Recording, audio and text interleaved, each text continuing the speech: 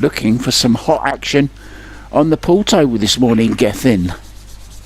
Absolutely, and I am coming here from a very sunny morning in Amsterdam, Netherlands, and we're bringing you the live action today for this opening round of the 9-ball. Fortunski looks like he's won the lag.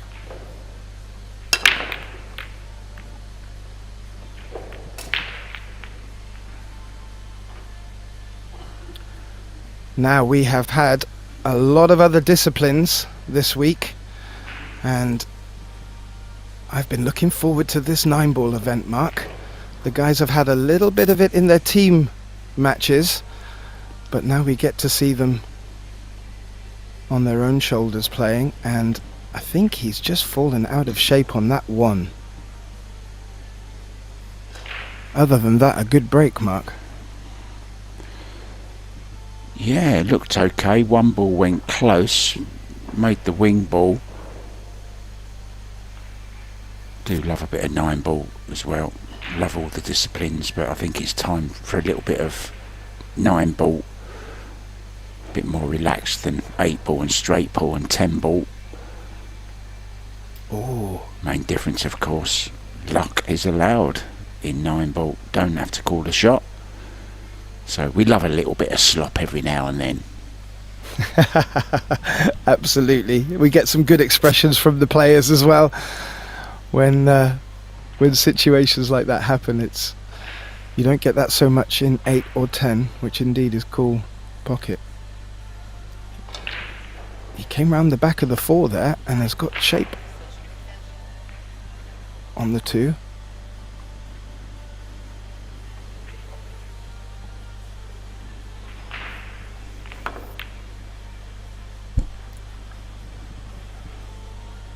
Maybe early jitters, Mark, but I did fancy him for that.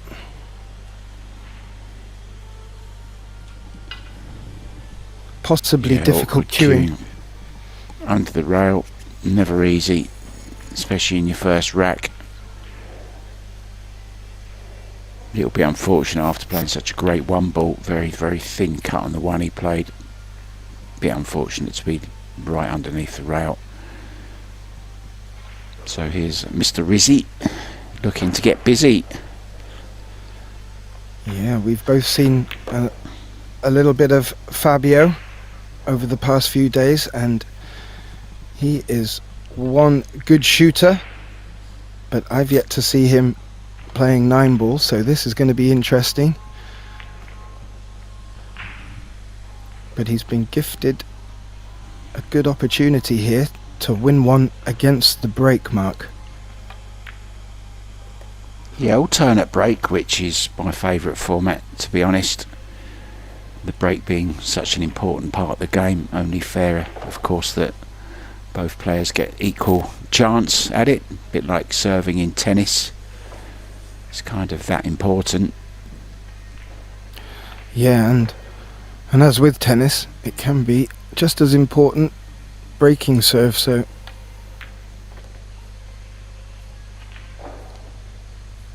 didn't risk getting too close to the 7-ball because he was worried about the scratch in the side. So he's left himself with just a little bit of work to do here, Gethin.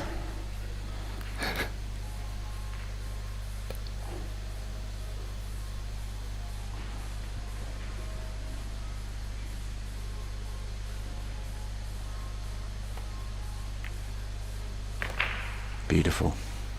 How's your pace? Fantastic. Both players making good cuts. Oh, he just shook his head to the left there now, Mark. Is that a bit straighter than he wanted for the easy position? Yeah, he's going to have to force an angle here.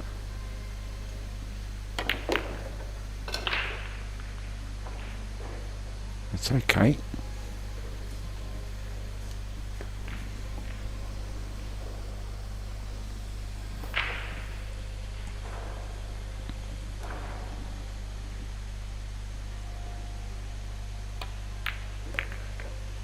Well, Fabio Rizzy takes the first rack against Fortunski's break and a race to 9 mark.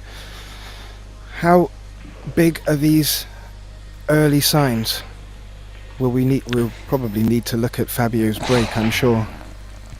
I think in 9 ball I don't think you can get too many big packs being run, especially with alternate break, of course.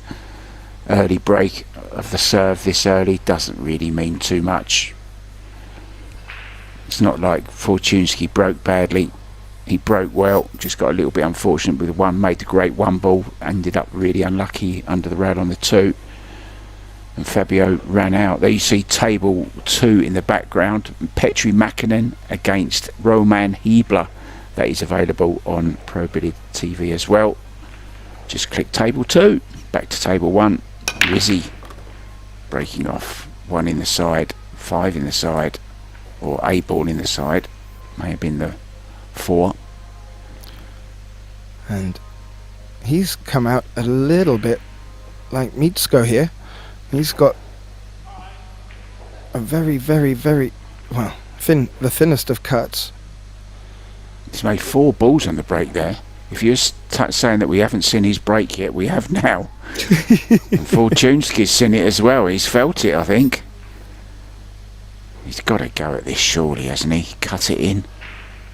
Bit of a 2-way as well. Or will he bank it, Mark?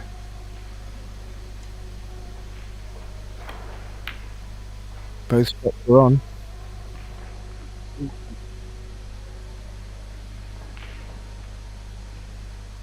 Yeah, he's left this for Fortunski, leaving him the nice angle just to drift across for the 3. So 4 balls down on the break and doesn't make the 2 ball.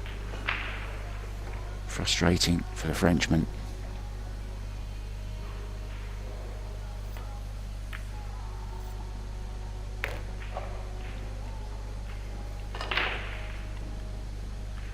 Well, if anything, he just needs to come up a little bit high on this 5 to make sure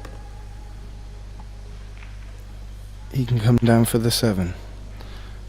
But aside from that, when you pot that many off the break, you don't really have too many problems in front of you when you do get the opportunity, so...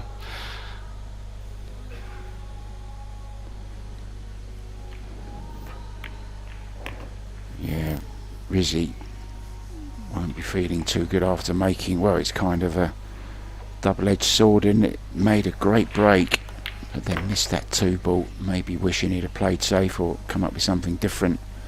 Never got close to the bank, left Mirsko in and levels it up at 1-1. Mirsko breaking in the next. So racking themselves with the alternate break, and the table is tapped, so there is no need for a rack. And I have to say, it's been working really well. I found that the consistency with the 10 ball and the 8 ball breaks gave the players a lot of confidence with this, with the way to rack. It will be interesting to see the consistency that these players can get from the 9 ball rack, because these guys really do get used to the table quick.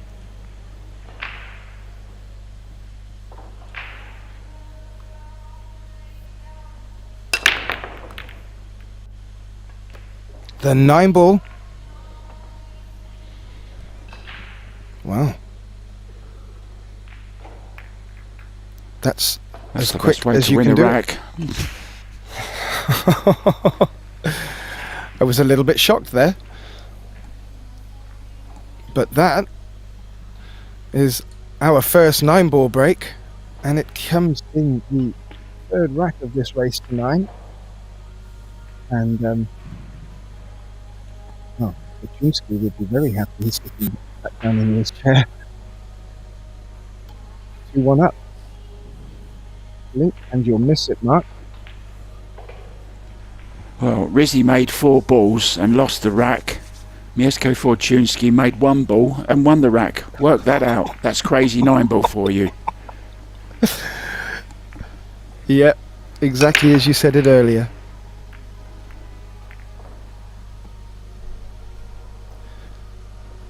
So this is okay. This is very nice indeed.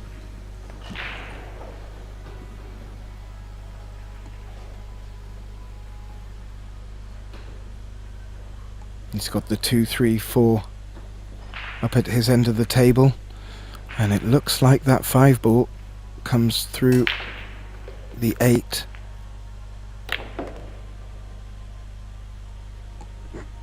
So Mark, I think you might have called it good there. He has come a little tricky for this middle pocket. We have seen them play a little bit tight into these centre pockets now and again.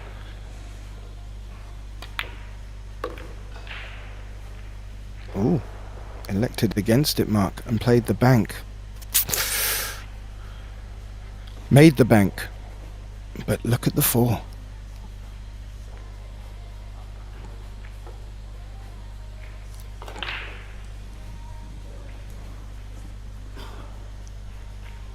Yeah, he's punched the table there, but the cue ball was coming down this end of the table. I think he was hoping to avoid contact in the 7.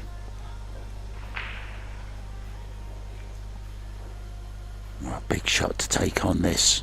Doesn't have to do anything with the cue ball. Can concentrate on just making the 4. Keep the head still. He did. Beautiful shot. Looked in for a moment. It left the tip of the cue. Beautiful shot. Absolutely, and he really doesn't need to do too much from this 5 to leave the angle on the 6. And the 7 did leak into a tricky position where the 8 is, but coming from this angle he could bring the cue ball back across the table off of the 6 ball.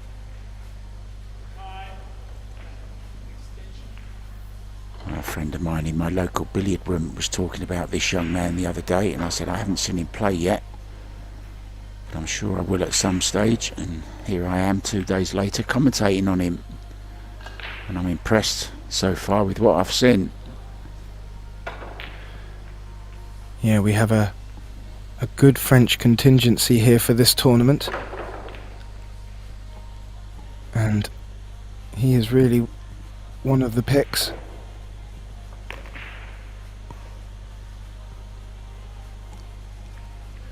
I know they play a lot of English 8 ball in France. I know there's some great players there who play that. Yeah, they do like pretty good 9 ball players as well, by the looks of it. Gethin. Absolutely, and we are being treated to a 2-2. This is going up, down, or rather left, right. So this is exactly what we want, and this is, I think, the benefit of the alternate break. However, they've not been all break and runs, so as with 9 ball, we could be treated to a few more fireworks yet.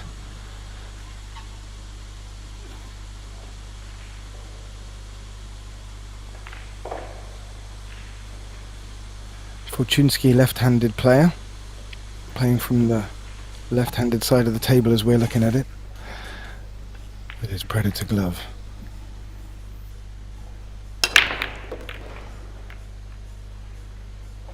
Well, he's made a few. How'd you like that? How'd you like that? Beautifully controlled cue ball. Perfectly on the 3. Needs to get to the 4. Maybe short side on the 4 ball.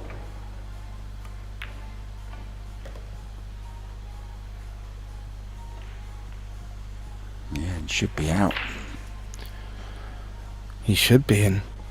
And it's looking like both players are getting their break dialed in very early on.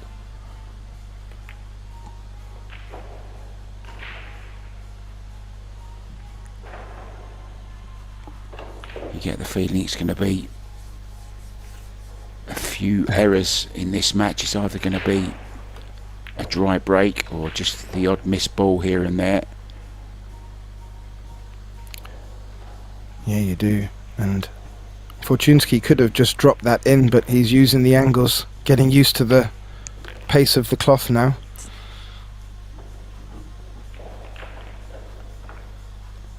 Yeah, of course, 9 days old now, the cloth on this table.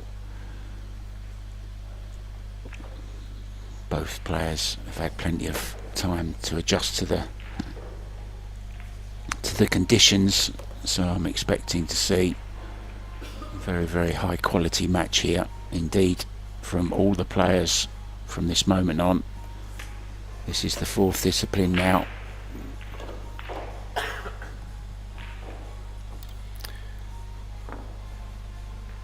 And that was a very convincing break and run, Mark. That will give Mitsko a nice little bump. However, as you pointed out, Fabio is making balls off the break, but not taking advantage, or certainly in that one frame didn't take advantage of it. Let's see how he can turn that around now.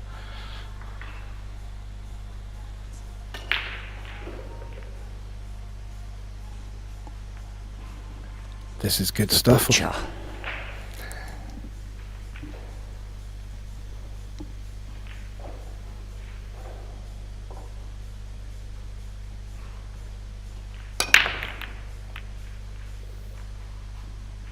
Mistake.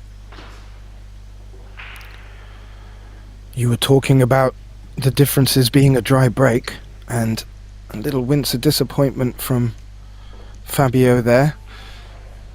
This could be one of them moments, but the one ball looked like it was going in the middle pocket from the cut break and has rattled into a tricky position. So nice safety here though, in behind the 7 and the 6. Indeed. Thought he might have played with the cue ball actually behind the 7, but chose to play the yellow 1 there instead.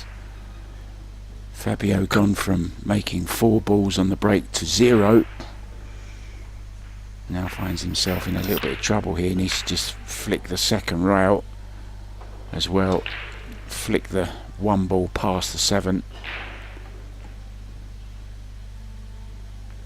Well, that's way off. Oh no, it's not. It was a pretty good shot actually in the end, I beg your pardon.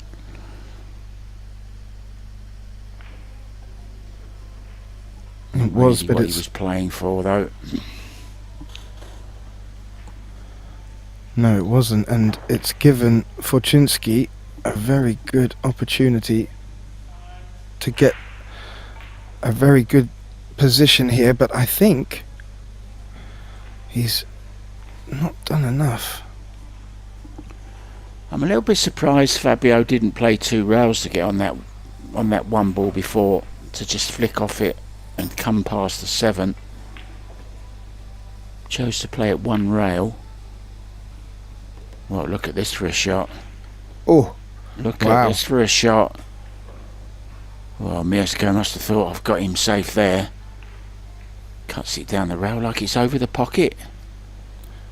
Yeah, he made that look like it was a sitter.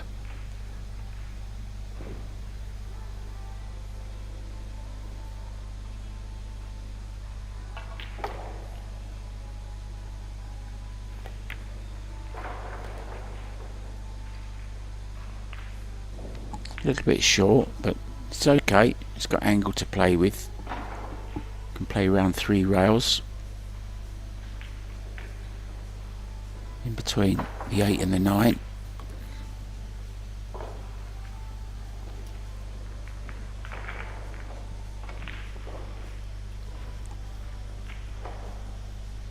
Where would you fancy him on this 5, Mark, with the 6 sitting Just on the rail? table. Just centre table here. Yeah, that's perfect. Can just draw past the side pocket. Has the angle taking him over towards the 6. Doesn't want to end up straight though on the 6. Needs half ball angle at least. That's pretty good. And now has a choice to come back to where he is now, kind of line, or go all the way over to the rail.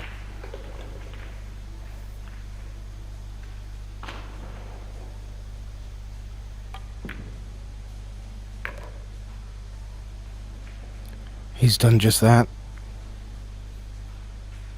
You can play a little stun shot here now to leave the 8 into the side pocket.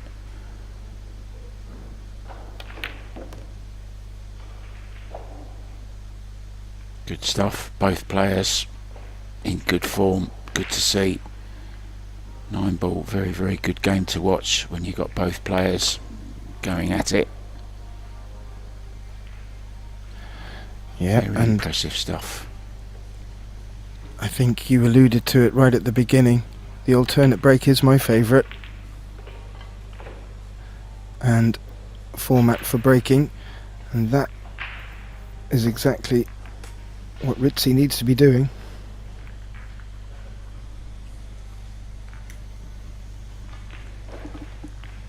Here goes to put his point up. Going blow for blow.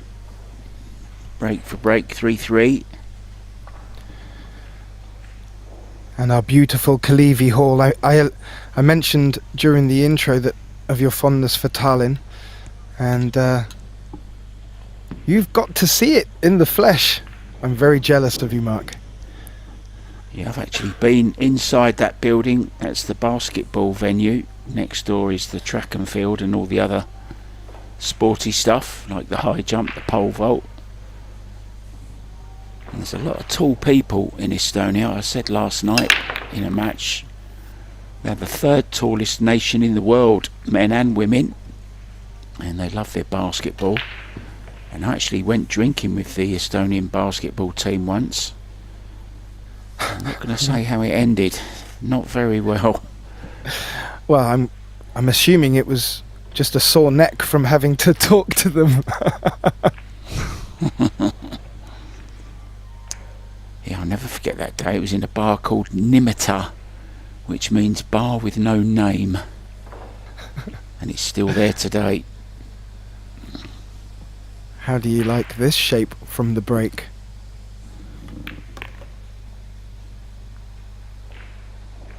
Had worse. Yeah, you get the sense here, Mark, that these players are getting rather comfortable, and then small, or rather the margins get smaller and smaller, and it exaggerates the mistakes. So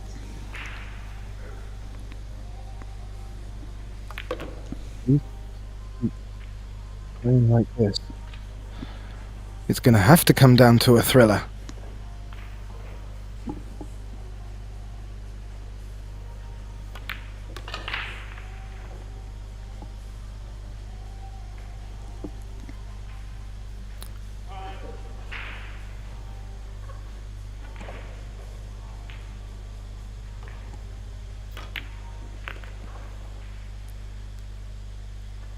Clinical, and that will do the business. And Fortunski keeps a 1 frame, or rather gets his 1 frame lead back, 1 rack lead. Now 4-3 up.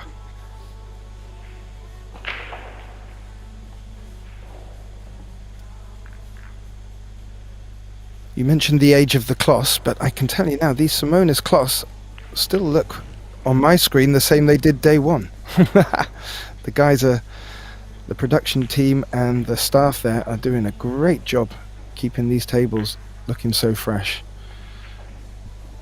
But the players will have. I see they have the big X1. It might even be the X2 now, actually, that they use for cleaning the tables. Really good tool. Picks up all the dust and any chalk that may be on the tables, although with the chalks available now there's less and less mess, which is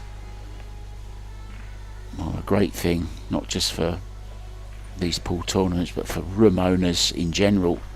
The cloths are lasting much longer because there isn't chalk marks being laid down all over them and getting underneath the cloth and rotting it away. No, and I remember the days of green snooker cloths and blue chalk. It was such a great combination. I was a bit of a rebel.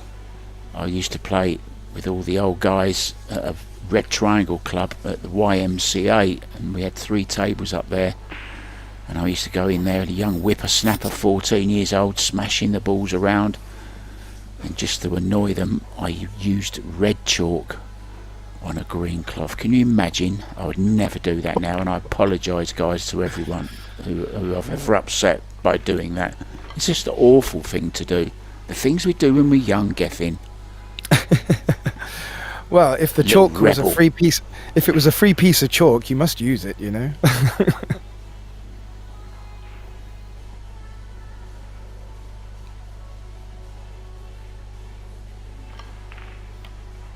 Fabio made a good break and doesn't want the 7 to hamper his shot here. He leaves his cue there to try and slow it. Yeah. Little bang on the table. Didn't want that. Or rather, didn't need that.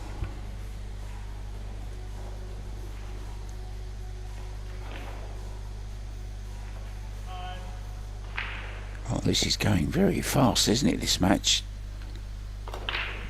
They're both right up for this. Yeah, I agree, Mark. They're both breaks are very strong and leaves no problems in the sense of clusters, and they've just got stuck in. And he made a good pot there, but had to sacrifice for position due to the queuing. Just needs to take a little extra care on this, I feel. You may have just caught a glimpse of check attack in the background. Roman Hebler.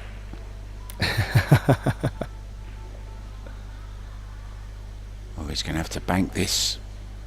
That was always going to be the difficult shot from where he finished on the 6th ball. Didn't finish prime position.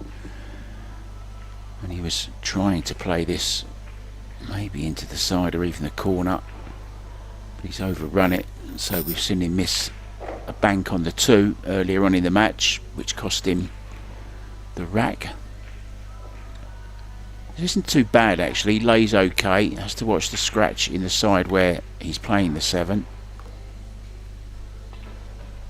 He's fine. Played it very nicely indeed. Good recovery. Perfect on the 9 ball.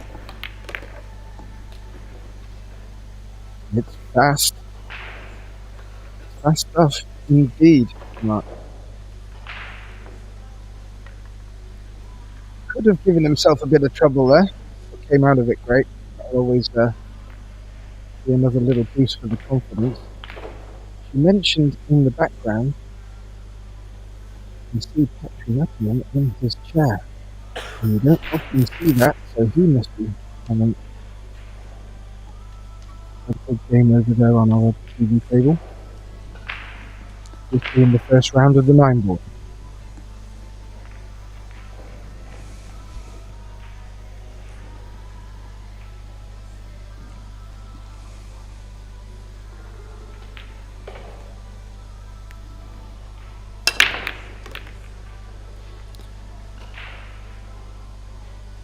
Yeah, both players looking for that cut break with the 1 ball going into the middle pocket. It didn't happen there, but another ball did drop.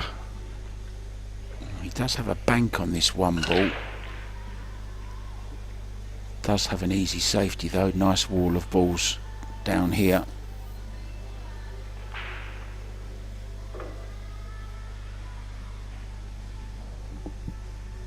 3, 4, 5, 9.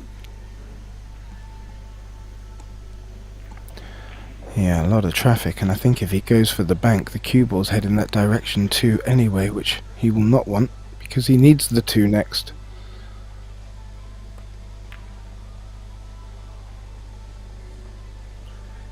Would like this to be tight. Very nicely. Played it well.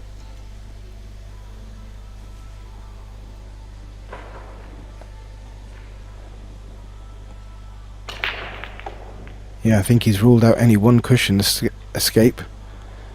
There's going to be a few cushions involved in this one.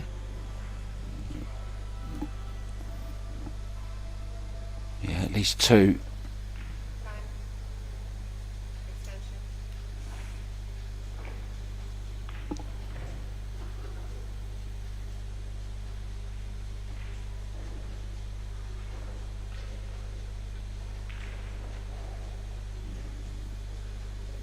Playing with 35-second shot clock, 125-second extension each, 60 seconds after the break. Good solid hit, needs a bit of luck. Well, he's got a little bit of distance between them. There's Petri Mäkinen in the background up against Czech Attack Hebler. I have to say I'd never heard Czech Attack until I met you, Mark. It's brilliant. I love it. Yeah, that's his nickname. Married to Yvonne Ullmann Hebler, who also plays on the Euro Tour circuit. I don't believe she's here at the moment. I think she's working hard in the business back home in Munich, in Germany.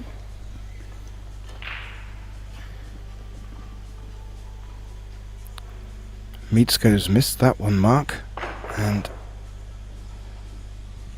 it looks like Fabio can see both sides of this cue ball, of the one ball, so I'd like to go behind the 6 here.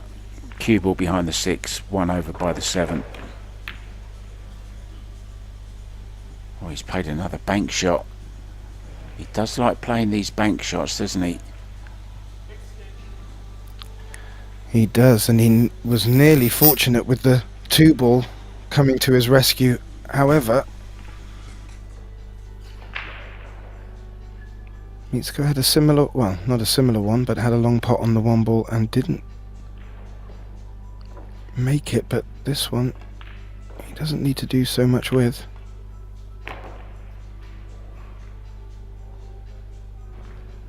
And that looks just right.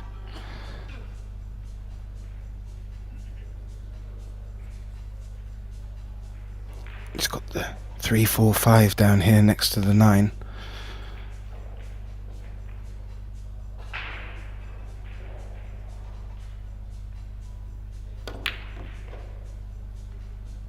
Ooh. Well, I wasn't too sure if he needed to get the other side of the 3 for his next shot, but that was a real unforced error, if you ask me, Mark. I didn't expect that. Yeah, and they are going to happen at the end of the day. I don't think you can keep up, you know, no miss pull constantly. We do see it very, very occasionally. Who can forget the 99 balls that Ko Ping Chung ranked in the semi-final of the US Open against poor Aloysius Yap? Never missed a ball with the hard break format as well from the break box. Yep. Super player Ko Ping Chung.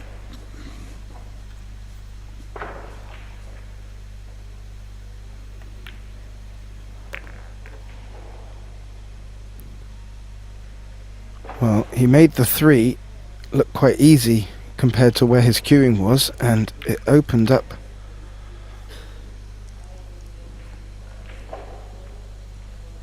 the finish line for him. I do like this guy's rhythm. Plays very, very quick. Gets online, gets down, a couple of waggles of the cue.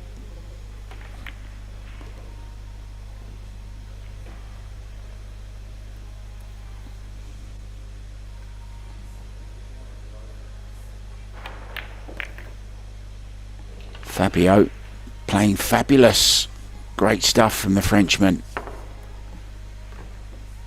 Gets his nose in front at 5-4. Yeah, and Meetsko did have a couple of opportunities in that one. It was a little bit scrappy at the beginning. Fabio will be chuffed to get that one to take the lead, and more importantly, it's his break now, so these mini breaks can make a difference. The way these guys are breaking right now, though, it doesn't look like either are going to give an inch, and it will come down to such mistakes like that. And 5-4 race Well, to 9. I think he's due a golden break to match his glove. What do you reckon? Mieszko's had one. Well, it does look gold, but if it was yellow, it could be like the Tour de France, and he wants to be out in the lead with the yellow vest, so either way, he wants to win. Yeah, shot at the 3.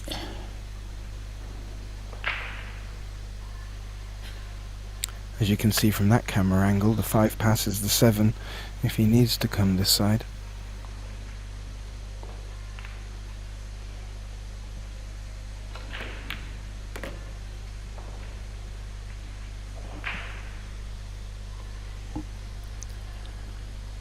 Yeah, his break is really paying rewards right now for him.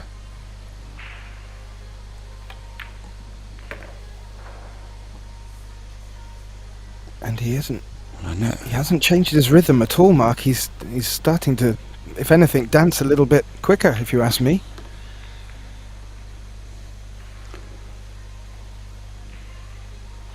The dance from France. I wonder if we will one day have an average shot time. This would be up there. I don't think he would come close to our dear friend, Mr. Tony Drago. Well, Rizzy is making me dizzy at the speed he's playing. Opens up a 2-rack lead. 6-4. Mieszko, thankfully, he thinks I'm breaking now. Well, he has a gold cue. He's had 1 gold break. He'd love another one now.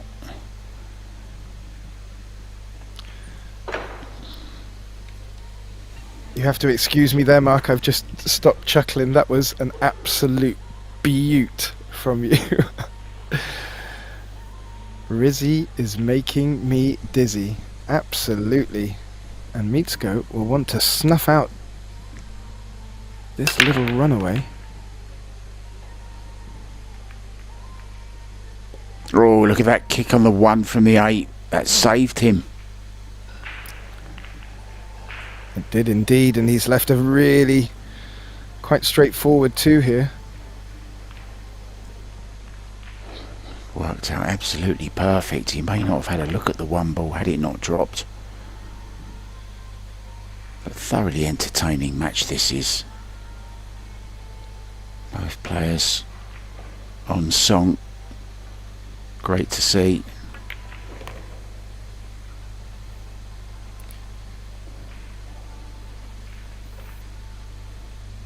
Nice big angle to go back to the centre of the table. They do make it look rather effortless at this level with 9 ball. Some of these shots aren't as easy as you would imagine for the average player. And they just head down and making it look rather simple. It's a pleasure to watch. Yeah, what impresses me is the consistency with which they deliver the cue so smoothly and in such a straight line. That's what this game is all about. They all know the angles. They can all handle the pressure. It's all about the timing through that cue ball, and this has been an absolute perfect run out from the pole. Brilliant stuff. Really, and yeah, there was a bit of a little ugly corner when the cue ball came, when the 1 ball came down there, but the 8 seemed to just give it a little nudge, or it took a couple of nudges and went in, and that just opened the whole opportunity for him. And it was, if it had gone the other way, it could have been a much different outcome. However, Mieszko brings it back. If that one doesn't get kicked in, Gethin, it's a different rack, isn't it, completely. He probably wouldn't have even seen it, but he ended up with a perfect angle on the 2 in the side to go up for the 3, and from there it was pretty much inevitable that he was going to run the rack. But it's Rizzy's turn now.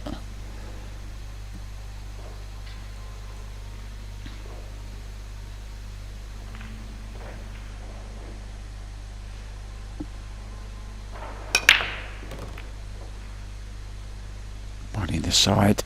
Where's the 2 ball? There you see, look how different it can be. The 8 was the saviour for Mieszko. It's the devil for Rizzy there. Robbed him of position on the 2 ball. And as you alluded to outside the Kalevi Hall, we're going to see him do a pole vault with his jump stick. This is jump, but never easy. Wow. You couldn't have asked for better there. Played that great. Yeah, the air rush doing its job. If you can get yourself out of trouble like that, you certainly do keep momentum in your favour.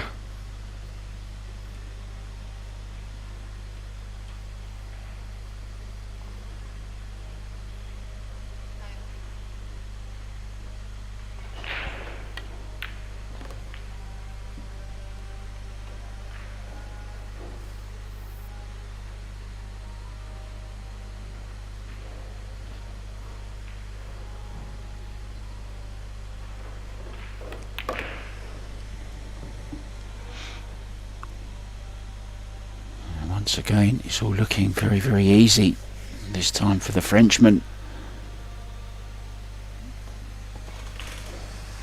Yeah, and if they're going to continue to break like this, Mark, he really just needs to keep winning back a two rack lead, and it will give Mieszko no chance.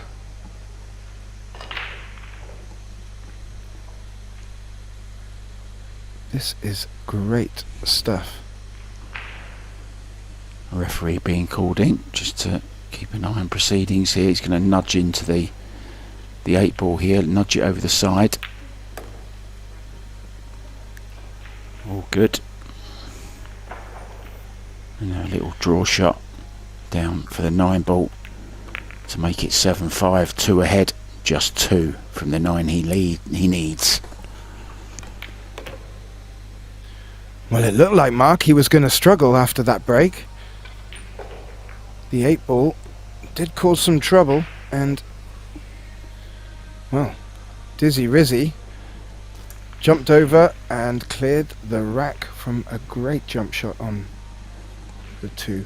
Yeah, and kudos for getting out the jump cue as well. Stayed attacking and thoroughly deserved that. I think he's just taken his glove off and gone out for a quick break.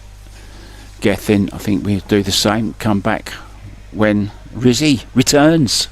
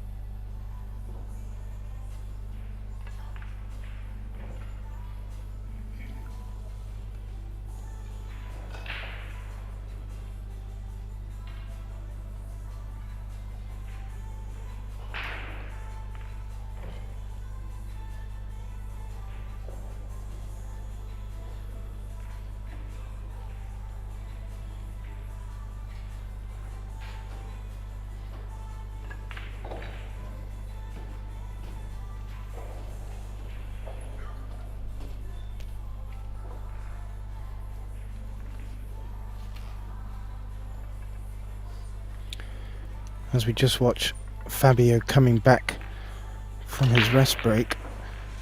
You will look in the background and see on the TV table Petri Mäkinen, and he's having a very difficult game against Roman Hibbler there. It was 4-4 and Roman has just taken the next rack to be leading 5-4. So he's got us a great match as well on both live stream tables today with Pro Billiard TV. We're back to it, Mark. Let's go to break.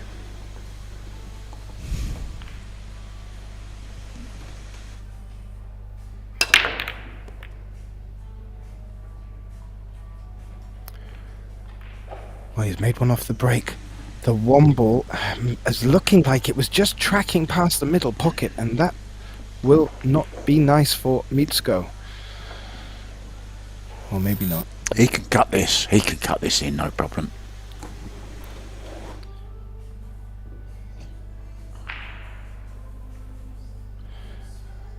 And we'll look to bring this off to maybe a third cushion. Oh, lovely. Hit that to perfection. Any harder, he would have brought the 7 in play, so very deft touch from Mitsko.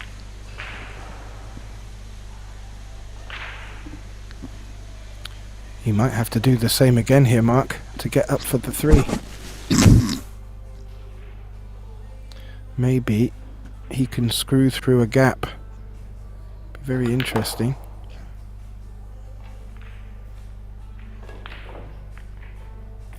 Yep. He's left himself a relatively long 3. He wanted to go forward but couldn't because of the 8. So had to play a draw shot. This is okay though. Pretty thin, but something he can manage. Work to do with the cue ball.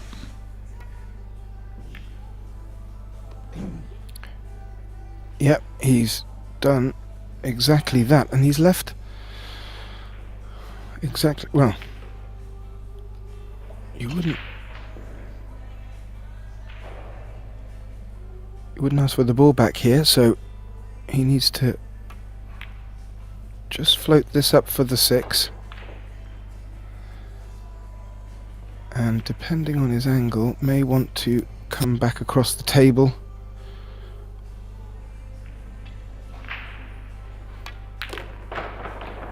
Yep, has done that very nicely. So Mitsko has done exactly what he needs to do, with Fabio having a 7-5 lead. And this will bring it back to 7-6. Well done, Fortuni. Running with his break. And the rest taken by Fabio. Didn't change the fact that he was coming back out to Mitsko breaking, and there's nothing you can do about that. This is fantastic stuff. These guys not giving an inch.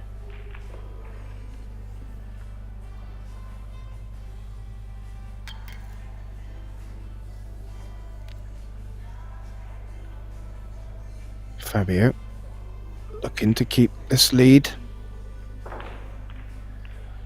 with his gold glove.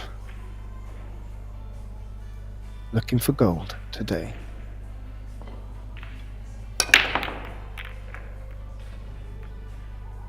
Ooh. A lot of balls got stuck down in that bottom right pocket and nothing dropped. So could this be exactly what Mitsko was looking for? This is what could take on this one. Well, things can turn round so quickly. Dry break there for Rizzy. If Mitsko can run this rack, he'll be breaking to get on the hill. That man had a 2-rack lead earlier on. Could be back to all square. after this visit from the pole. I'm just wondering if he needs to take this one ball in the middle and come in and out of the bulk end, but I don't think he needs to. He's chosen to do that, and that brings traffic into play, but he's done well to miss the 5 there.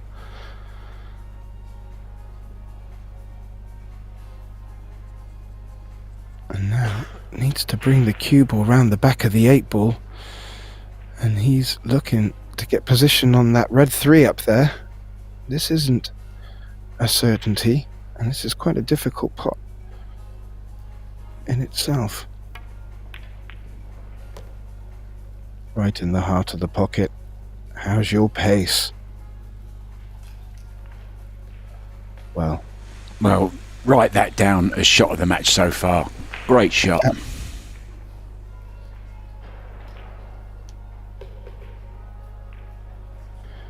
Yeah, definitely highlight real stuff. And puts himself right in the thick of it.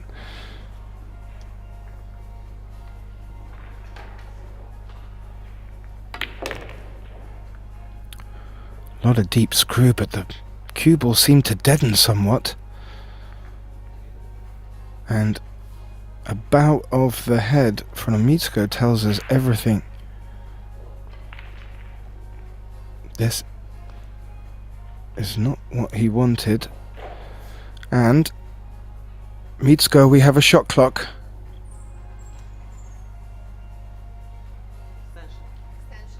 His calls his extension.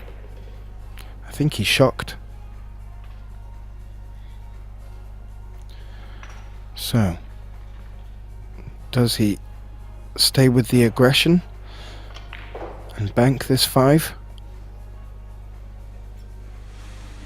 I think he's got to play 5 to the top middle rail, cue ball down behind the 8.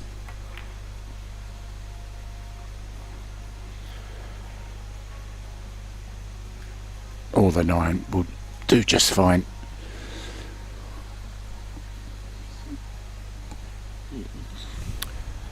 Yeah, Mitsuko seemed a bit dejected from that last shot. I'm sure he'll shrug it off, but I think he was hoping for a run out there. Does Fabio have different ideas?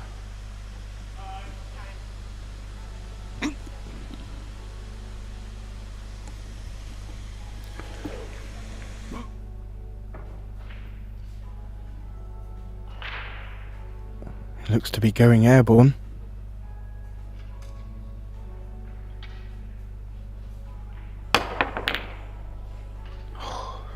Well, he got the double kiss and the 5 ball has stayed down there. Where is this cue ball going to end up? I think Fabio knew all along where that cue ball was going to end up. He's walking back to his not a happy man. It was a difficult shot in itself, jumping over.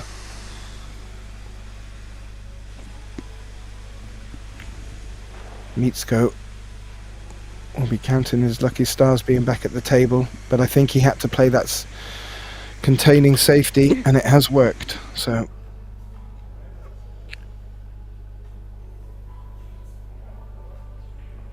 we could be looking at 7 apiece, which in this race to 9 makes it now a race to 2. Let's go for Fortunski. 7 apiece. Blink and you'll miss it. And I tell you what, Mark, this is turning into an absolute scorcher.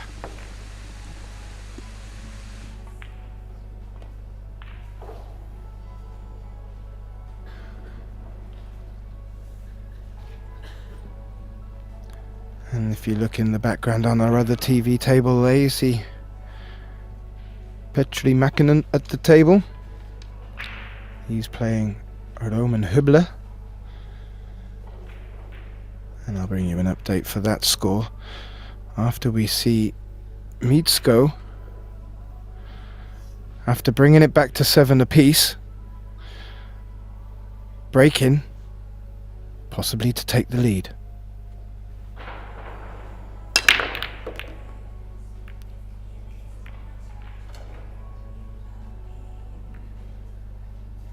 And from here, Mark. Wow.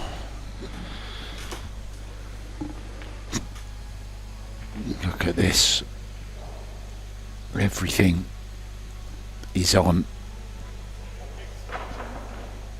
Just get a little bit closer to this three ball, and then the rack should be over.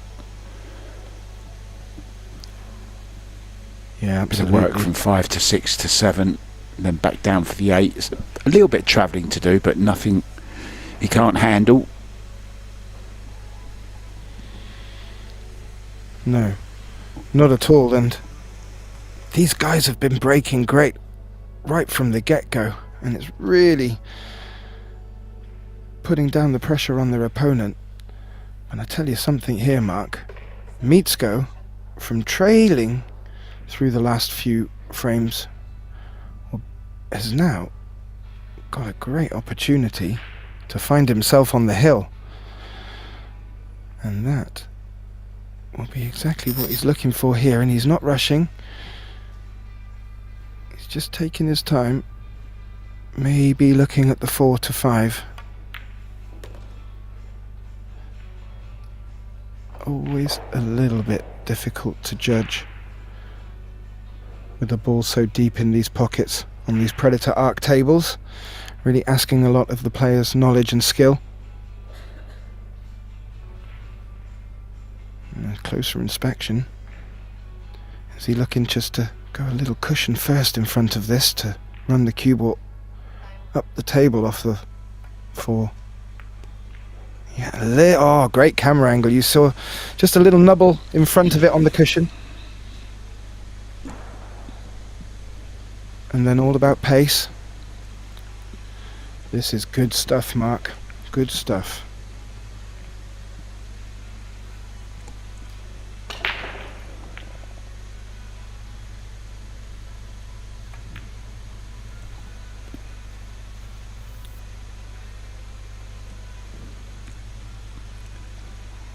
Yeah. He's just pouching his lips together. I think he's fallen just where he didn't want to fall on this 6, just making it a little bit more tricky. I think he wanted to be coming with a little bit more angle on this 6, so just adding a little bit more difficulty. May take his porridge from there, and he has done. Yet I don't think he was going to get a better position moving the cue ball from there, so now he should have a good angle to bring this round off 2 cushions. And we could see Mitsko taking 1 foot. A little bit halfway to both positions here. Mitsko No problem. telling us, yeah.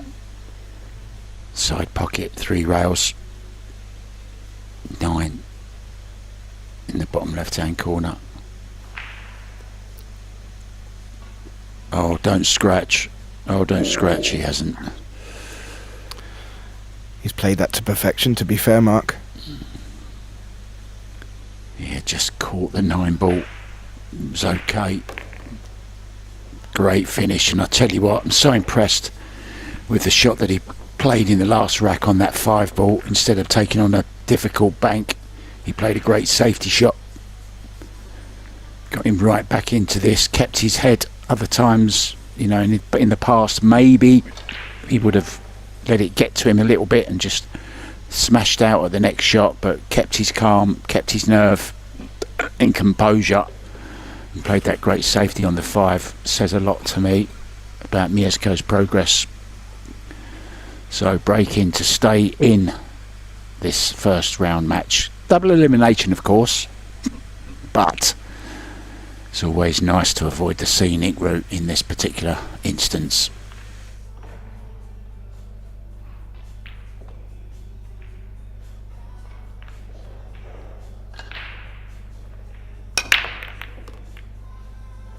He's made the 1 in the middle.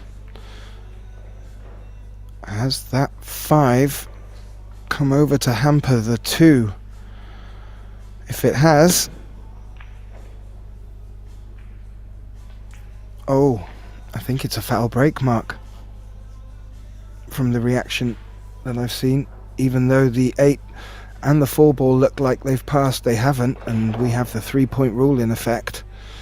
And that will bring Mitsko back to the table. And that's the first time we've seen that in this match.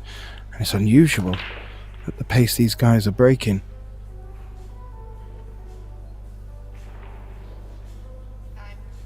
And we'll still find out if there's 2 passes. It looks like it may do from our great overhead view.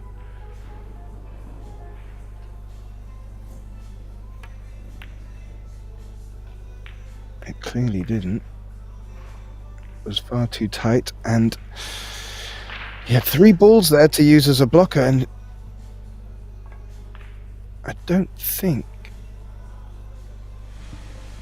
Yeah, once again, he's played the right shot. You know, he's kept cool, played the correct shot, and he's put Rizzy in a little bit of trouble here. He's got to get this safe. Where he's gone for hit and hope. Where's the cue ball? Ooh. Well, he's got away with it somewhat, but he could find himself back in trouble here. Yeah, easy safety shot to play here. Goes side to side with the cue ball and the blue 2.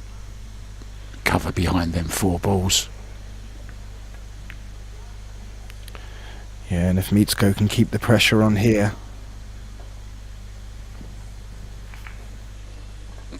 he will be asking a big question of Fabio. Looks like he's got his Predator jump stick out. This is fraught with danger, Mark.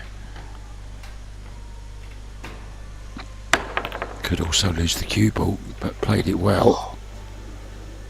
Oh, how do you like that? Ooh, a little nod of appreciation from Mitsko there. I think Fabio made his own luck, but that was a great jump shot in itself. Now, what can Mitsko do to avoid giving Fabio a look at the run out here? It's turned out to be a very handy safety.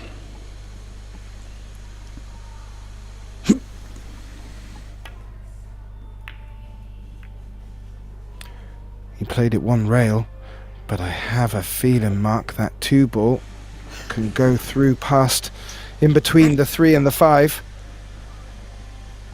Well, no, now from Fabio. No, it's not on. It doesn't look like it from here. Just the safety. Thinning off the edge of it. Cue ball behind the 6.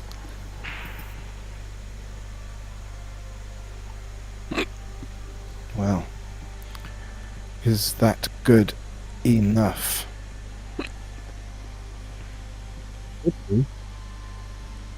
There might be a little gap, and if there is, he will return the favour here and maybe bring the cue ball up behind the 7, or at least use this 4 and 8 as a blocker. But I don't think he's done it, Mark.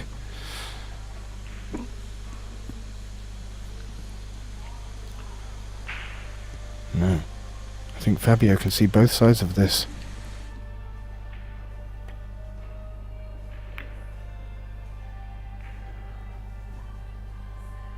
He's played that very well using the 3 and 9.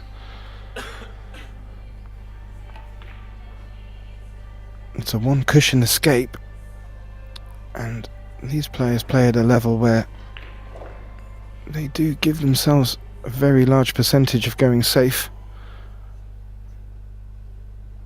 off of it. So let's see which way Mitsko goes here.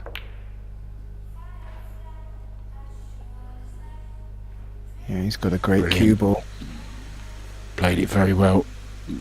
Has he left a bit of it, though? I think he has, from his expression. May have just left the potted angle on this 2 ball. Fabio already looking at the path of the cue ball back down between the 4 and the 7 to get on the 3.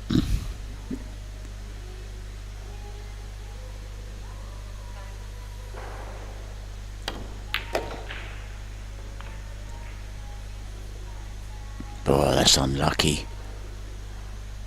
Yeah. Just caught the middle jaw there and couldn't foresee that happening, I don't think. I think he's still left with an edge. But how much would you like to catch that edge with that corner pocket facing us right now?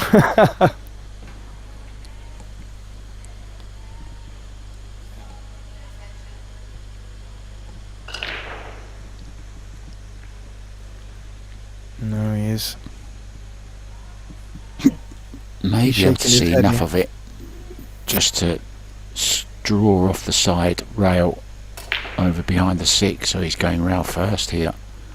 He's going to try and stick it behind the 9.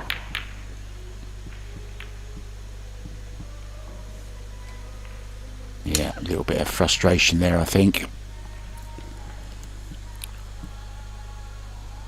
Yeah, I was very unfortunate to fall out of position. I think he was hoping that he would bring this back to Hill. However, Mitsko left with a simple 3, looking to get shape on this 4 to run away with it.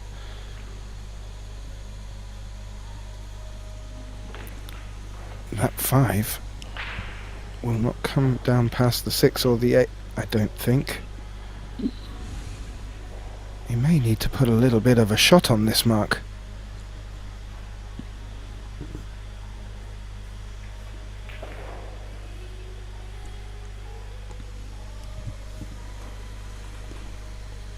As you can see from our angle there, he's just the other side of the 4, and he's pushed that through beautifully off the long rail.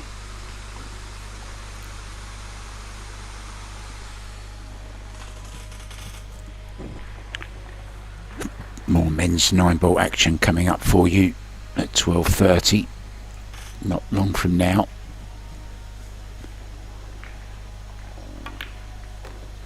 Yep, we have 28 tables here in the Kalevi Hall, and they're all underway, and with a lot of matches still to come. As Mark mentioned, you can find all the fixtures, results and times, also table numbers, on Predator Epbf website. And also keep an eye on the streams. I have noticed through the streams that you're able to click the notify button, which will give you a little alarm when the stream starts as well. But we will try to keep you updated within the chat. Ooh. As to progress, and look at that, how close can you get the Aramith 6-ball to that corner pocket? Wow. Game of margins, Mark. Unbelievable. Yeah, I don't think it was ever in, to be honest. Caught the rail about a diamond back, and at that pace it's not going to go. No, Fabio has played that late. Yeah, super smart shot that was, the way he played that. Finished perfect on this 7-ball. So we are going to go to Hill, guys. Just has to make sure this 7.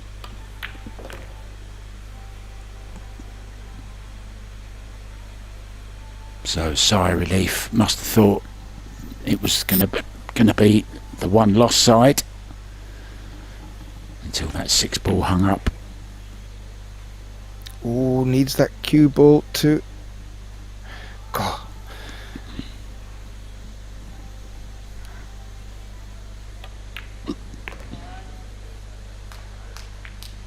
There we are. We have us a Hill. Fabio Rizzy bringing this back to 8-8. Race to 9. This could be anyone's here. I do fancy Mitsko down to watching his break so far today. Although none of them have been giving up their break, he does have the advantage after winning the lag. And how important will the lag come into the rest of these 9-ball matches? I wonder, Mark.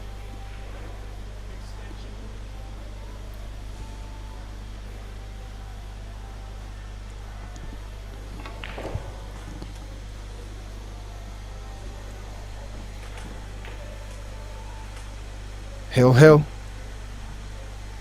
Fortunski to break.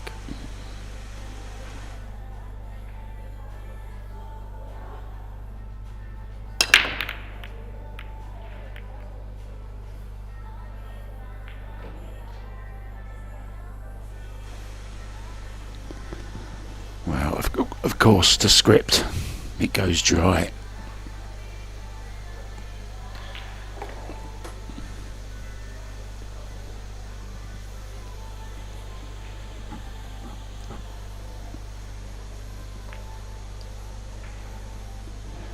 Does go to the bottom right hand corner, I believe. Yeah, he's had a look at that, Mark. I think he's playing safe though.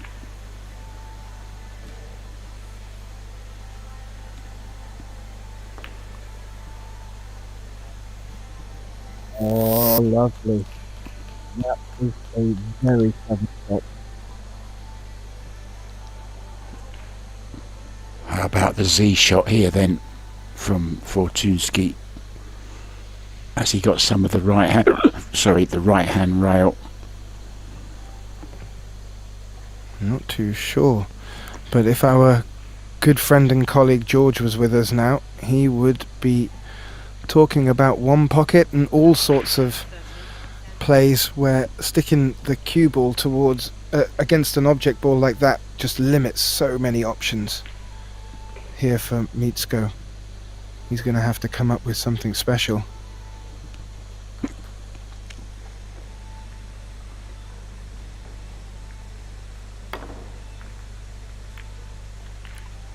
And he has. Well, he did.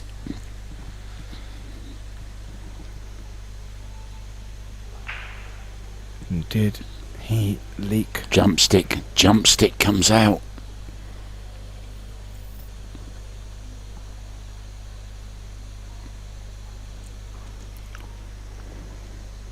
Played a great jump on a 2 earlier on.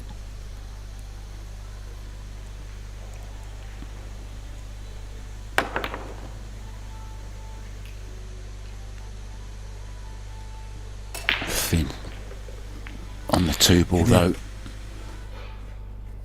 It was another good jump, but yet a little bit more difficult to get position, and he finds himself rather thin on this. May elect to go safe. May elect to go for the bank. He hasn't. He's not turned down a couple. Oh, he could see it, but didn't make it, and Meets goes off running. We have ourselves a little bit of drama on this hill. I think Meetsko cannot see this too and needs to go airborne and jump over the edge, and looked like his jump stick was nowhere near him. I can't believe he didn't have his jump stick ready. That's a schoolboy error, Mirsko. Always have your equipment ready to go, mate, at a moment's notice. I wonder if he's turned down any earlier jump shots because of that.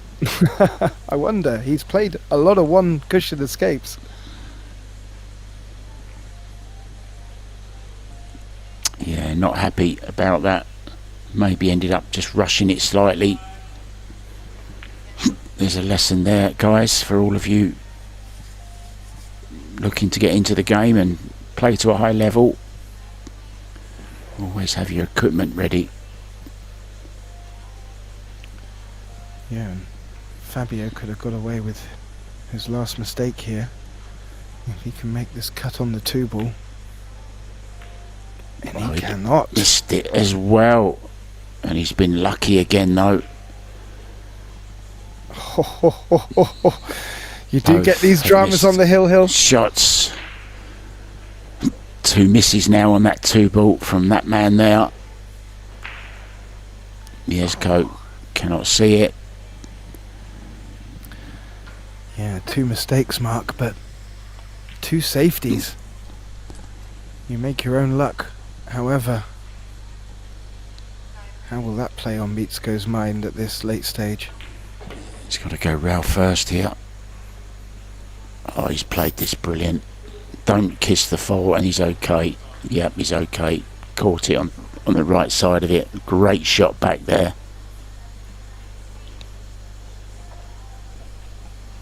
Yeah, that was no easy shot. Had to catch that full in the face and did. A bit like a kick and stick.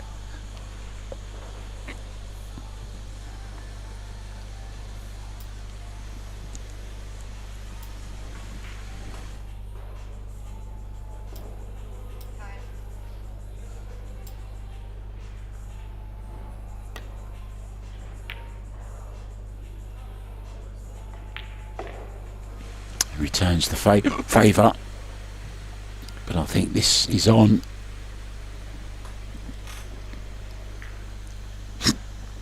All you ask for in the deciding frame is a chance. Well, they've both had several. Mieszko will be hoping this will be the last visit. He will indeed. And he jumped up from that shot, but played it as clean as a whistle. And one tough shot, and he finds himself in a beautiful position. And I think from Fabio's 2 mistakes, even though he finished safe in the run of play, I think Mieszko was playing the stronger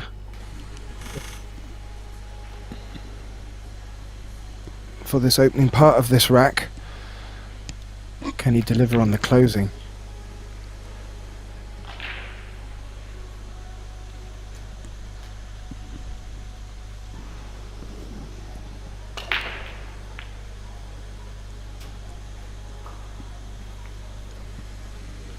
Yeah, he's just looking because he may have to come low on this low on this 6 ball after potting. If he pots the 5 ball, and the 7 is down this end of the table, so he will have to do a little bit of work with the cue ball. Have you got your screen upside down? You said looking for position on the 9, and then you said the 6.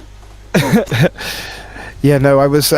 He was lining up the fact that he would come down low on this 6, and where the 7 is, he was just looking at what angle he was going to use to get round the angles here. And he's got to miss this middle bag. Cue ball, cue ball, cue ball. Oh dear, oh dear. Well, should have been nowhere near that then. Heart in the mouth moment.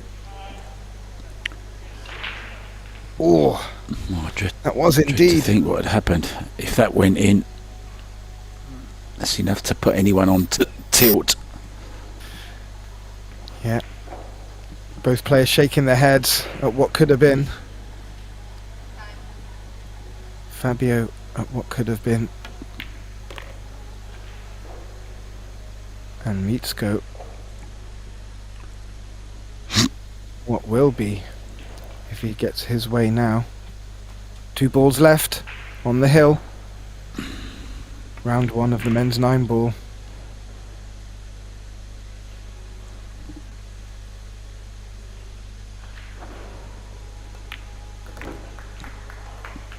And Mieszko Fortuni best Fabio Rizzy on the hill in an absolute thriller on our TV table here. 9-8. And please stay with us. We have more 9 ball coming for you. I believe it will be coming to you in about 25 minutes. So please, and if you're enjoying the stream, like, share and subscribe please. I want to say a big thank you to Mark for your help in the commentary booth today, and please stay peeled. Thank you.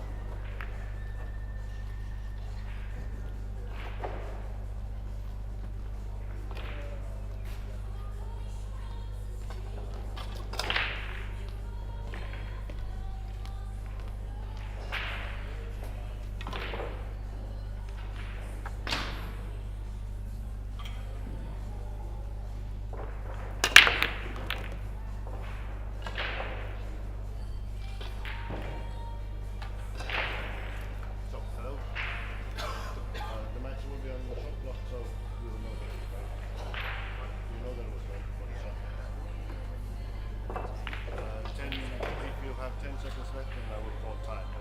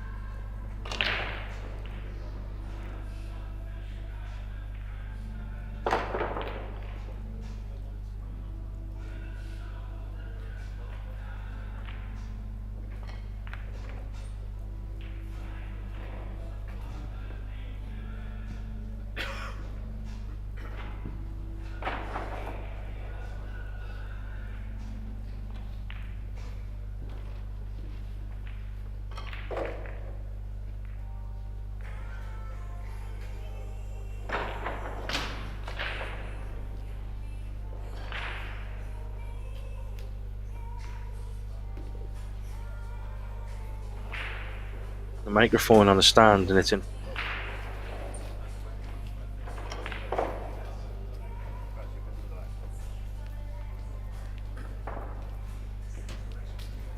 He's bought the same exact. He's got the same headset as I've got. He bought it during the tournament last year because he wanted to come and. Oh look, we're off.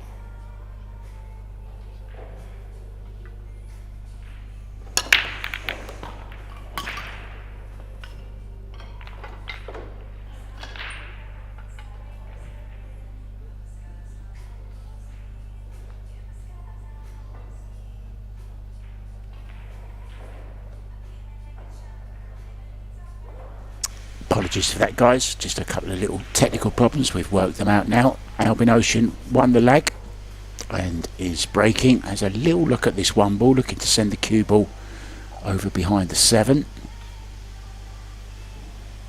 Just waiting for my co-commentator Graham Hickman. I'm here, ready to go.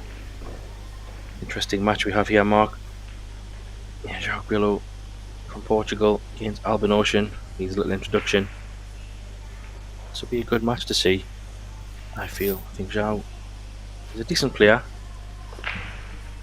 Obviously, on paper, Albin will be the favourite, but Gillow did have a good run in the 10 ball. Got to the last 16, unfortunately just missed out getting to that quarter-final place. He lost 8-7 to Christian Merva from Slovakia. Didn't watch that match, but it was very close nonetheless. Obviously, Albin got to the 8-ball quarter-finals against Wojciech Szewczak, who went on to the final. And lost in that final to Stefan Kasparsmark, getting his first gold medal. What an achievement there for him. Yeah, fantastic. So pleased for Stefan. He's in action on the other table, I do believe, on table 2. For those of you that want to go over and watch that, Pro Billiard TV, that's available for your viewing pleasure as well, guys. I think Albin is just a little bit ring rusty at the moment, to be honest, Graham. He hasn't really played too much pool recently. Took some time out. Yeah, it's a busy schedule. It's a busy schedule indeed. He's trying to kick that one off a couple of rails, but yeah, you're right. And obviously he missed the first part of this European Championships. We are here in Estonia and Tallinn. This is day 9. Nicely poised. 9 days for 9-ball kicking off. He didn't play in the straight pool or the 10-ball, but like I said there, he was in the 8-ball. But yeah, I think he'll definitely get plenty of pool over this tournament. And we have the Euro Tour kicking off. After this tournament, we have 1 day break, and then we jump into the Euro Tour. So plenty of pool, maybe to get his arm going again. But as the tournament grows, he gets more dangerous and dangerous, that's for sure. So these early round matches, this is a winners qualification match. It's a race to 9. Alternate break.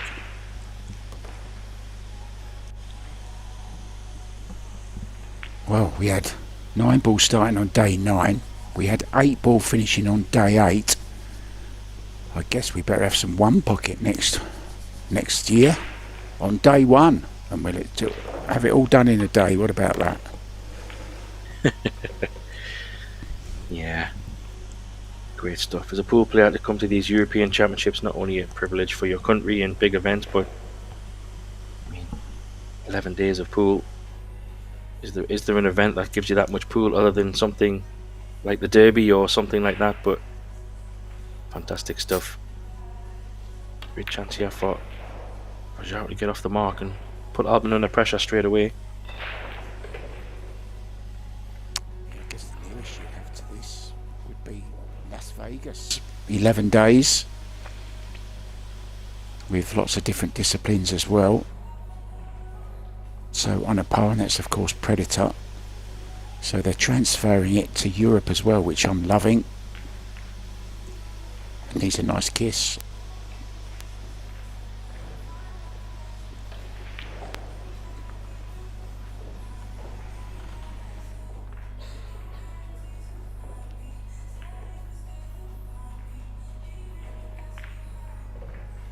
Yeah, a bit of a mistake there. I'm wondering if he can just push this 7 ball next to the 8 and run around a few angles behind the 9. He's tried it.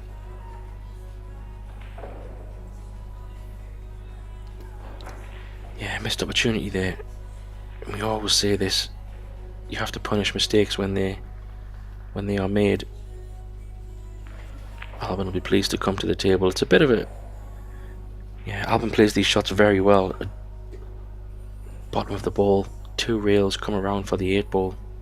You can cue these exceptionally well. There you see it. Makes it look so easy.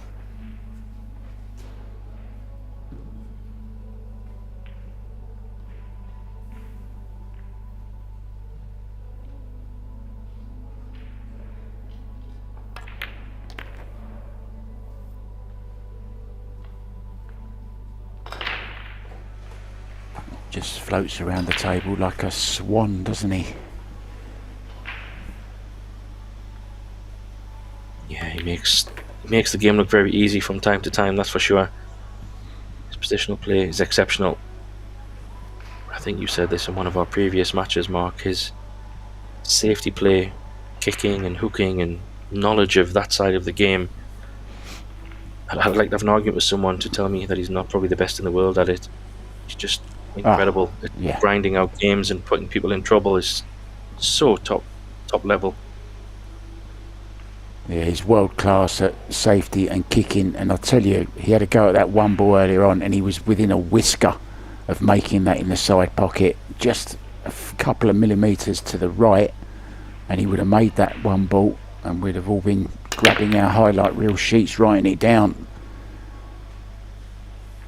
Ball down, and that's okay. Has a look at the 3 Graham. Yeah, it's not bad at all. These are the kind of breaks that he needs to contend with Albin. Putting the balls, having an open shot. There is a 3-point system in play for those who are unfamiliar with the rules of this 9-ball format we have. So players, when they break, need to make 3 points, and you earn points by 1, potting a ball, and 2, one of the balls going past the break ball line. So long as you've got a combination of potting balls and balls going past the head string or the break line with 3 points, then you should be fine. But one thing's for sure, I don't think Gillow can miss these types of balls and fancy his chances against Albin. He has to be making those ones, Mark. Yeah, bad error there. Didn't really have to do too much with the cue ball either. Had the combo available to him. 4 ball was over the hole.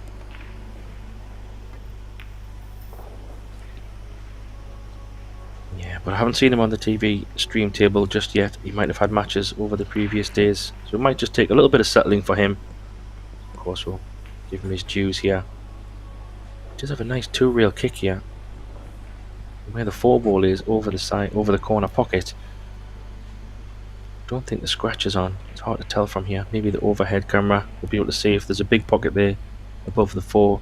Yeah, there you see it. So sometimes when you play the 2-reel kick and hit the 3 from behind, the cue ball can hug that top rail and kind of scratch, but he doesn't have to worry about that right now. So if he can just go 2 rails and get right in behind that 3 ball, good things can happen. He's hit it pretty full. Tempter for Albin. Now, I've just commentated on first match this morning on this table, and what a cracker it was Mieszko Fortunski against Fabio Rizzy. Well, I've never watched Rizzy play before. We were treated to a hill thrill. It really was a fabulous game, and the breaking was just out of this world. I mean, Fabio made 4 balls on one of his break. Mieszko Fortunski had the first golden break that I've seen here this year on this table.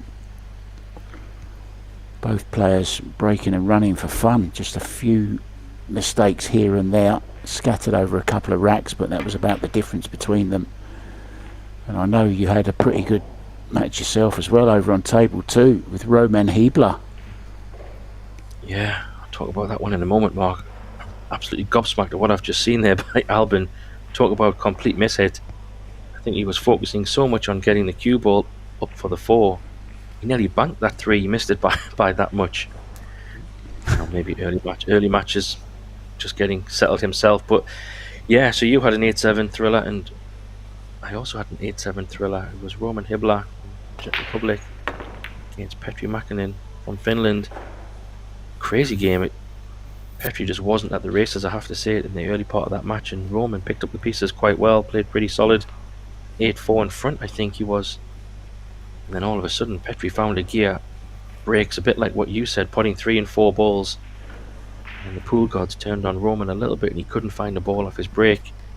Went hill. And then, as you expected, what do you think happened in the final? Petri's break, hill, break and run. Dry? No. Break and run. Monster break. Played a great double. Wow. And then won the match. So somehow from nowhere he's won that match, and a little bit of a nightmare for Roman, because he had a similar situation in the teams competition where he was quite far up. Was that yours and mine, Mark? Did we commentate on that one? He was 5-0 up against Karl Naderberg in Estonia in the home team game. No, not me. Yeah, he lost that one as well. So bit of a rough time in the 9 ball, but he's still shooting in the loser side. Oh, nice shot here. Well judged.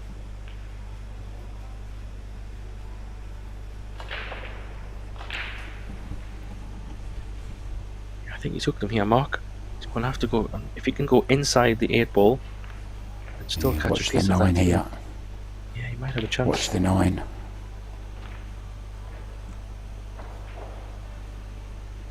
Could be on the move here.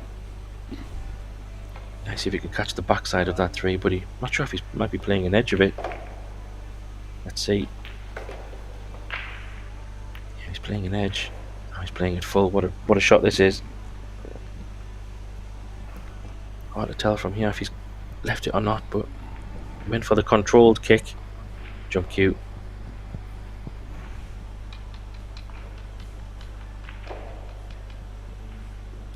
Yeah, with the 3 and 4 mark next to the pockets. He's got to be going for this, obviously. Hopefully get a shot on the 4 if he can make this.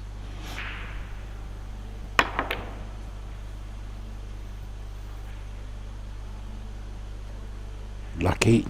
Is he going to get lucky? No, not quite.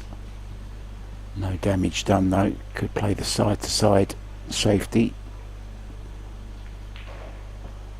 Yeah, I think those kind of jump shots though, Mark, if I say it this way, it should be kind of the bread and butter of these professionals. They jump the balls quite frequently, and if you're asking for a practice jump, a nice straight one close to the pocket is what you're hoping for. I'm not saying it was 10 out of 10 shot, but I did fancy Gillow to make that one. He was close. It's a bit of a chance. Yeah, the only thing, it was into the side pocket, so give him a little bit of grace there maybe, because they can be a little bit tight, can't they? Just catch one of the points of the pocket, Graham, and they're not going to drop, are they? No, absolutely. That's why I said I don't think it was a 10 out of 10, but inside I felt he thought that was probably a good chance from an Albin safety. It's not very often that you see balls when Albin's playing good safeties, you're normally hooked. It's not too bad, but this 3 ball is going to go up above the 6 and the 9, sorry, the 6 and the 8 here, out of that top cushion, I think. Trying to get the cue ball behind the 9 maybe. Could be a good target. I think Zhao Grillo's been working out. It's more like Zhao Gorilla. He's really buffed up, pumped up, isn't he, at the moment? A lot of these players now, aren't they, are turning to the gym for fitness and special diet and all that, Graham, to be fit as they possibly can for these long, grueling days that they often suffer. 100%. It's all about stamina.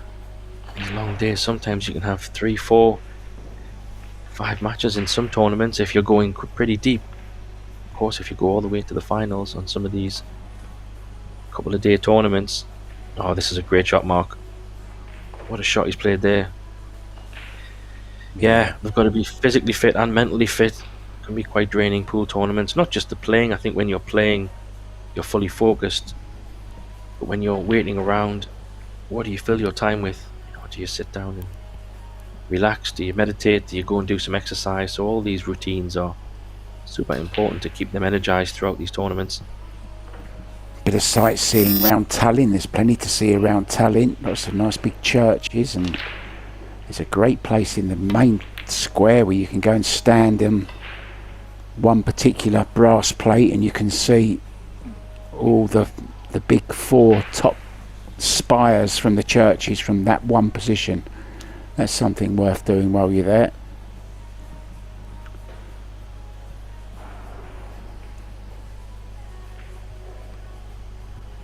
Yeah, so that he got lucky here. It's not what he played, but he'll take it, Mark. Oh, we're very lucky, wasn't he, Graham? Yeah, he's played a good safety to get a chance from Albin here. He tried to play that a little bit full, I think. I doubt he played it this way. I could be wrong, but it doesn't make any sense to play that thin when he could have left the 3 over the corner. One good shot here on this 5. And this rack is at his mercy.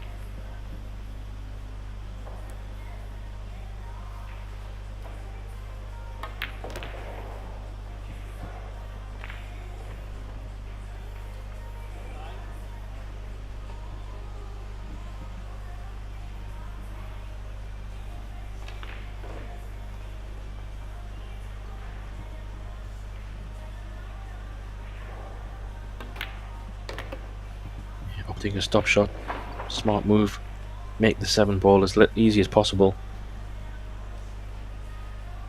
Not sure if he wants to draw this a touch, depending on his angle. And the cue ball just a little bit to the left side, maybe, ever so slightly. He pinched a little bit as well, so nicely done. Probably not even use a rail here, just come back down the table. Yeah, he's pretty straight, Mark, so oh, he's overhit that maybe. Bit of adrenaline. Yeah, he has a touch.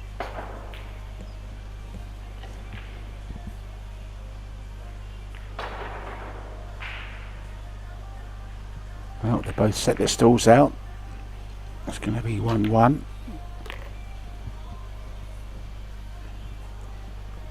Albin to break. Alternate break. And the table is what we call tapped, so there's no hand rack or template rack at all, no magic rack. There's little indentations where the balls go and the players just plop them into the little divots and away we go. Perfect rack every single time, very quick to do, which is always nice, instead of, you know, seeing players keep fingering the rack trying to get the balls tight. First time.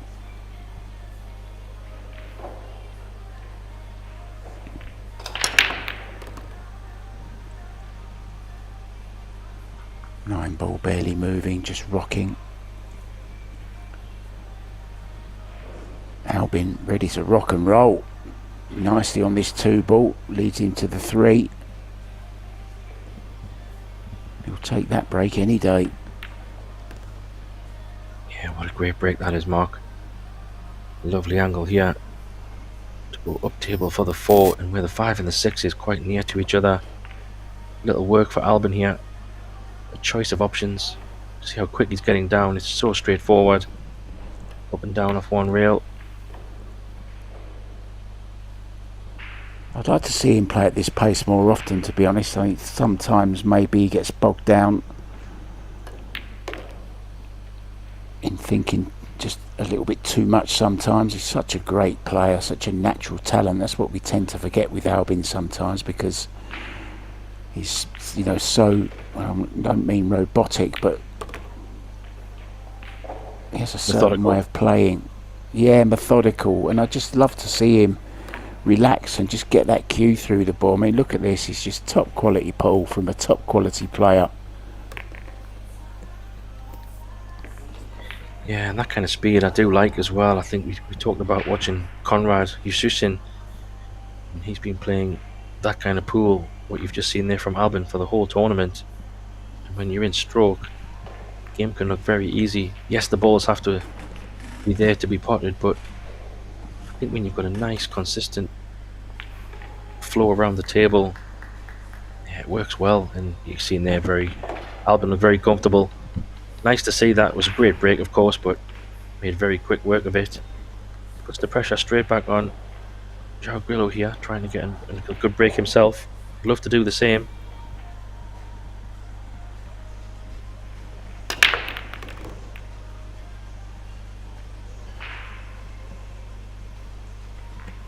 Now then, 8 ball, is it going to slow up? It has. He does have a shot at the 2 ball into the side or the corner. Of course, yesterday we crowned our 8 ball champions, Jasmine Ouschan, and of course Stefan Kasper. Maybe a little bit of a surprise, Stefan Kasper, Graham? Not for me. I think he's been up and coming. No. Just only reason I say that, Mark, is that we talked about him in the last year or two in February. The back end of 2024 has been really solid for him, getting up there in the business end of a lot of tournaments. I think it was just only a matter of time. So he's had a couple of finals along the way. I think it was just his time. He's very dangerous, that's for sure. So one to watch going forward for me, Mark. Yeah, I must admit, this is going to be my first ever Euro Tour that I've been commentating on. It's certainly my first European Championships, and I'll hold my hands up and say I'm not familiar with all of the European players, because a lot of them, you know, just don't travel to the States and to some of the bigger tournaments. But certainly impressed with what I saw, and looking forward to seeing him play a lot more as well.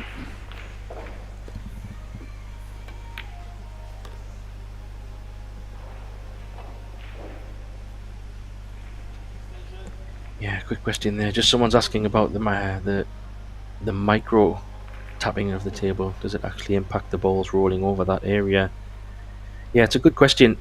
I think the obvious answer is no, not to any significance anyway. Otherwise, it wouldn't be something that would be used as often as in big tournaments like this. It's a super question.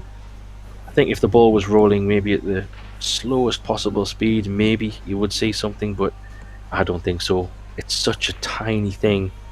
That's why you call it a micro indentation. It doesn't have any impact on any of the game, really. No players have ever complained, or any moments where we've said, wow, what's happened there? It's just so efficient. It makes the racks, like you said, Mark, so consistent.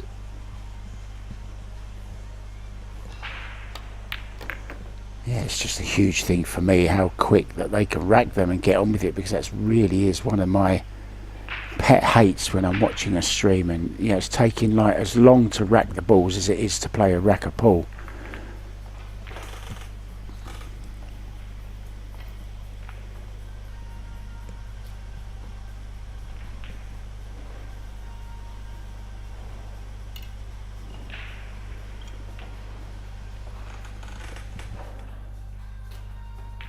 Quick update on the other table there. Speaking of Stefan Kaspers, he's 3-1 up on Alex Montpellier from France.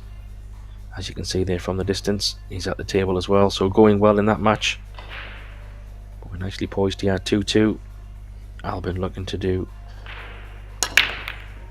another big break. Oh, he didn't get the wing ball.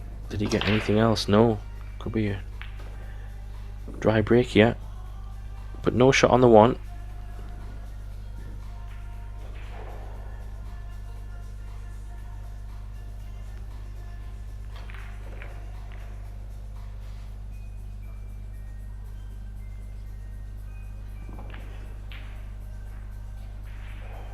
Yeah, I'm wondering if he has a kick shot here rather than playing a push out. Could be an option. There's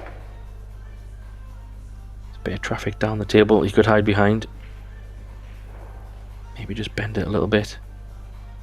Just try and get behind that 1 ball. Leave the cue ball exactly where it is. Send the cue ball down below the 3 and 9. Oh, he's caught the 8 ball, but he might get a result. Is it going to go off? Of course, where the 2 ball is and the 4. Bit of a tester for Albin. He does have a shot on this one. Not easy.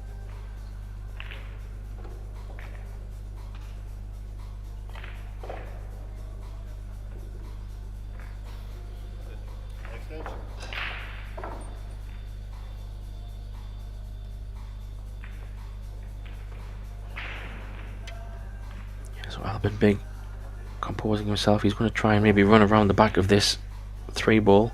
Get the other side of the table. Maybe even come round to the middle of the table if he goes all out for position.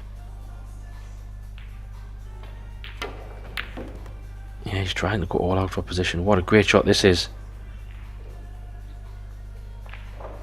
I tell you what, he was maybe a ball or 2 from being absolutely perfect from such a difficult shot, but it's not bad.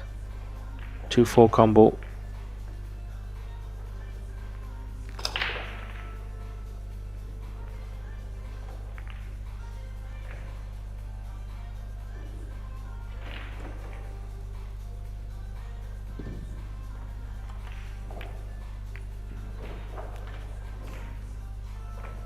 Great shot. I have to say that was a more trickier combo than it looked. And all of a sudden, from an absolutely fantastic 1 ball, he's carved out a chance here to take a 3-2 lead.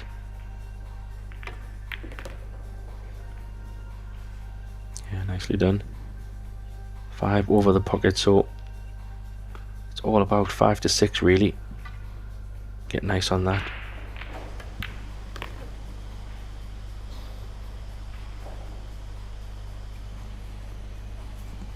Yeah, can play across the face of the 9 here, I think. Low left on the cue ball, hit quite thick on the 5. Takes him nicely to the 6. Can just kind of kill the cue ball there, where the 6 is. Maybe come back just a fraction. Just coming to check exactly where he wants. He's got a choice here, Mark. Does he leave it so he draws the 7 back, or does he draw it back a little bit like you said, and he might even run it round 3 rails and come round the back of the 8. All personal preference. Depends how he's feeling, but he has let his arm go a little bit in this rack, so he might make the cue ball travel. Yeah, I like that shot. That 1 ball he played at the beginning was just out of this world. Thoroughly deserved this.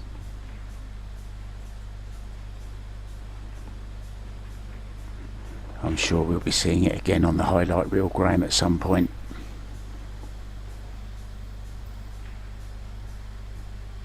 Yeah, in terms of opening shot, doesn't get much better than that, Mark. I was just saying, doesn't get much better than that. Yeah, Predator guys hard at work. We send them the shots, they make the reels. You get to see them on the Pro Billiard Series.com website or on the Facebook page. Also, all the information you need is on the Epbf website as well, guys. All you need to know: schedules, upcoming matches, tournament results, a little bit about the players' backgrounds as well. All the good stuff, all on there. Everything available at the click of a mouse.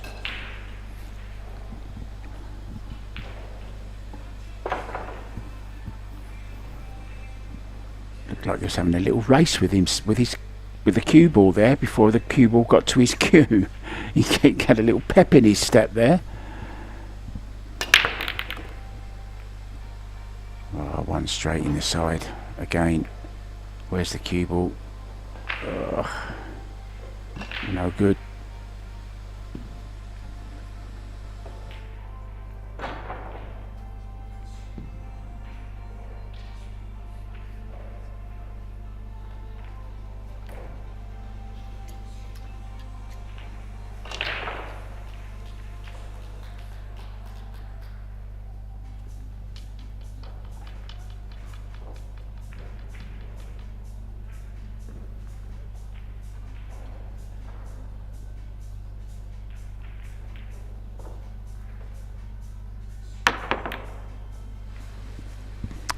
pure safety there with the jump stick, but he's left a chance for Albin again.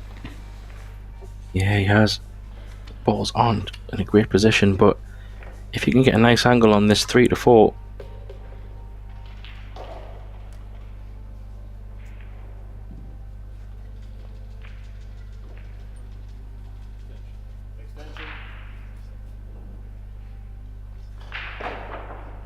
it's about pace control here. If he can't, the 6 ball does play a little bit into this. Not sure if he can. I mean, he could even take it in the top, but I don't think so. He's going to play it in the side. Just needs to control, get on the other side of the 6. Just to leave a nice angle on this 3 ball. He's going to even come inside the 6. Now he's going to hit the 6. Oh wow, pace control. Doesn't want to be perfectly straight, but the 4 might go on the side as well. So I think you can just draw this across. Probably have to play the 4 ball in the same pocket.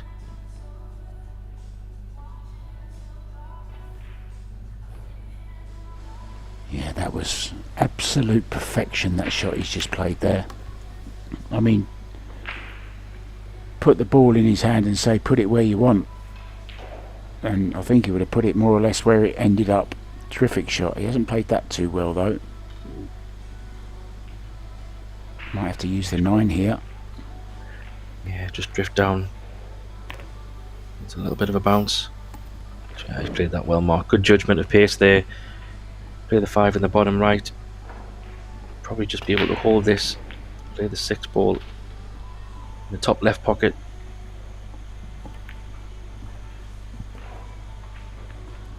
Yeah, really is a world-class player, isn't he, Albin Ouschan? Of course, double world champion.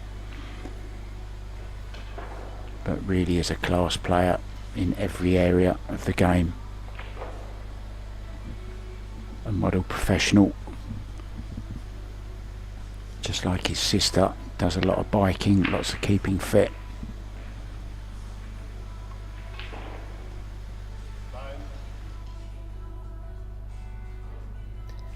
Yeah, they're very dedicated. You often see on social media they have a very top quality training facility. Basically the best setup you can ask for 2 top professionals. Maybe you also know this, Mark, but I think from a celebrity status perspective in Austria, they are quite the pair in terms of celebrity status. They certainly are. They noticed everywhere they go. They come from a lovely little town called Klagenfurt in Austria. And Jasmine, of course, famous all over Austria because of her, well, her dancing on Dance with the Stars. She became runner-up, I believe, in that, and she was telling me about that in my interview that I did with her. She was away from home for 3 months, you know, doing that show, so it was pretty grueling, she said. And she's obviously not one who's used to wearing high heels and sequins. She's more at home in a tracksuit and trainers, isn't she? A pair of Jordans. Yeah, exactly. But I guess, you know, you've reached a bit of status when you're on Dancing with the Stars or whatever you call it. That's pretty big. Oh, what a break. Yeah, textbook. Where's the 8 ball going to go? Helpful or not? It's just made that 2 ball. Yeah. I tell you, I think he can use that 8 ball that's just drifted into the scene there. Maybe he can just play a little cannon into it and stay for the 3. Yeah, it's a good call, Mark. I think that might be his only shot. It just looks a little bit, the natural angle is a bit high, so you might have to play this more with a kind of a stun. You can go below it. I do like your call on the 8, Mark. I think that could be the shot.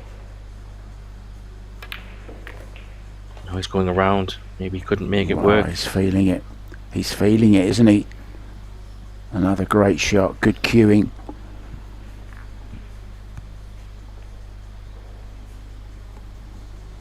maybe just a little bit straight, but can draw back with low left. Watch the cue ball zip up as it catches that rail where his hand is, squirt up to the left.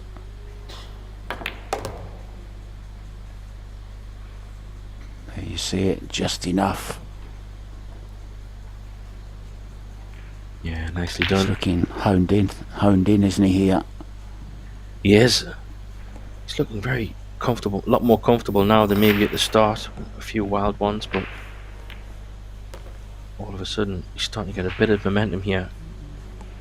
Troubling signs for Gillow if Albin starts to get this kind of flow, because not only does he break well, he doesn't miss. And then when you come to the table, you often can't see your ball. Play this on the top, maybe. Just draw this down. Well, he's known as the smooth operator.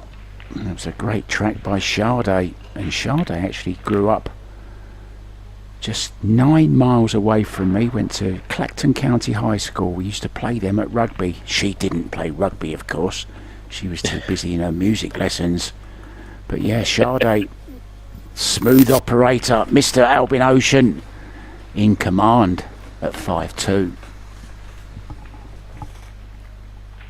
Yeah, speaking of in command, Stefan Kaspers is very much in command on table 2 there on the live stream table. He is 6-1 in front against Alex Montpellier.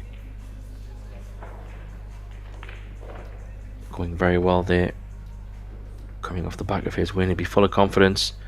Probably one to watch in this 9-ball, especially winning your first medal. You'd be buzzing is the word. He was super happy.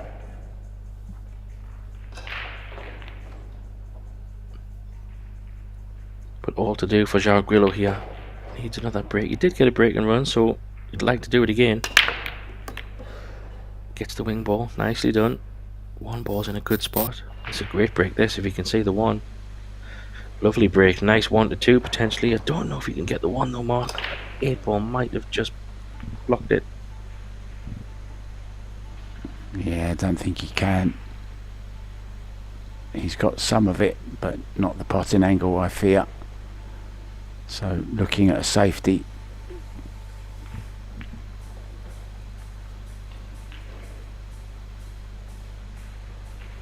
Yeah, maybe looking at putting some draw. Can he draw the cue ball? Maybe you can just stop it dead. Can see it. Yeah, stop it dead. Bit pacey. He's left a shot here, Mark. And Albin is getting a bit of stroke going here, so dangerous. Yeah, the balls he's been knocking in. This is well within his range. The way he's feeling at the moment. Where the 2-ball is coming around the angles. You can let his arm go a little bit on this.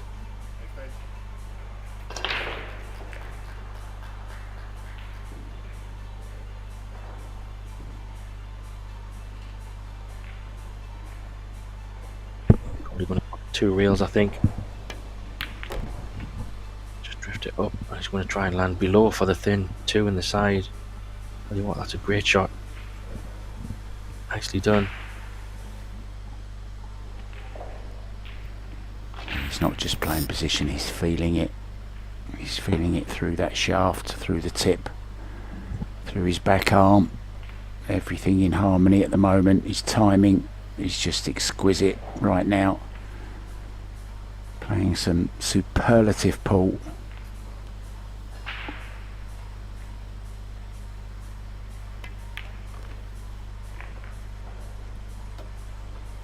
Yeah, when he's playing like this, he's so dangerous because, like I said earlier, not only does he just not miss, but if he's feeling the touch, his safety play is just so strong.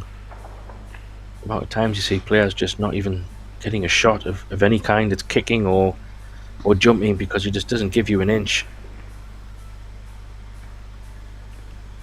Well, Albin's the type of guy who would inspire many players to play the game, simply because he makes it look so ridiculously easy.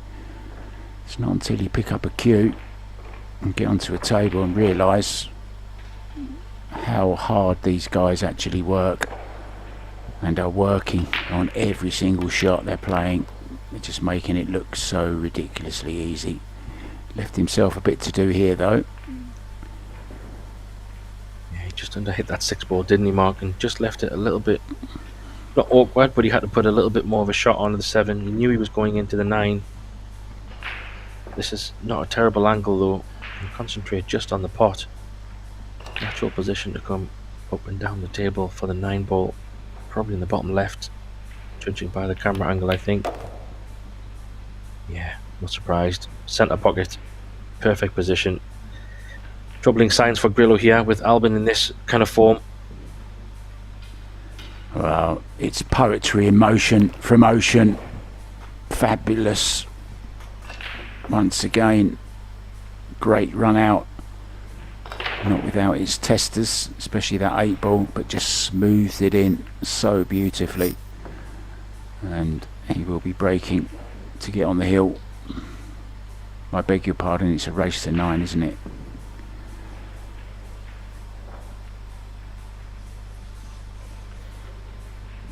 Yeah, but he has that break going pretty well. It was a dry break the last one, so he might make a slight adjustment.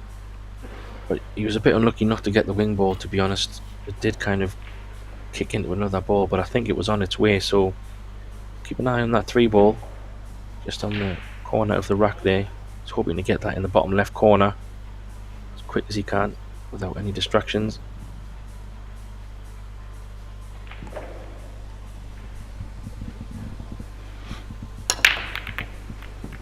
Oh, there you see, he got bumped again.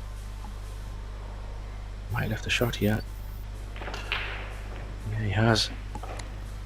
Certainly has, into the middle.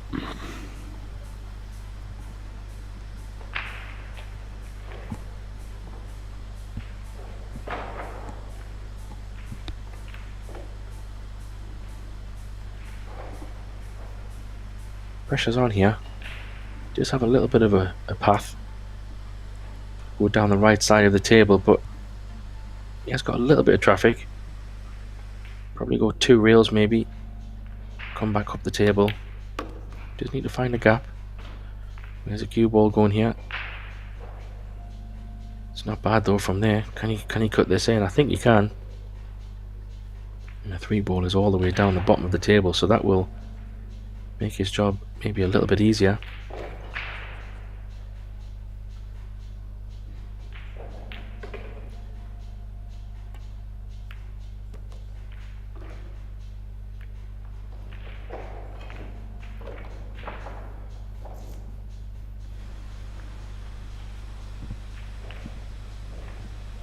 Ouschan from a very beautiful part of the world, Portugal.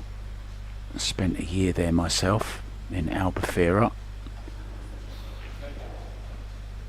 Beautiful part of the world, the Algarve.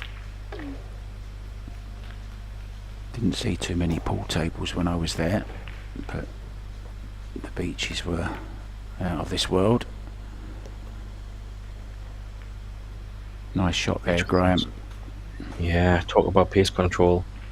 In a very fine margin for position there to get the right side of the table and the right side of the 4. So he's basically landed ball in hand, Mark. You can just draw this over to the 5. And then you can play this 6 ball in the side. So all of a sudden, a couple of shots from nowhere. You can have a nice 7 to 8 to get this rack on the board. Just needs to make sure he gets the right angle on this 6. Important.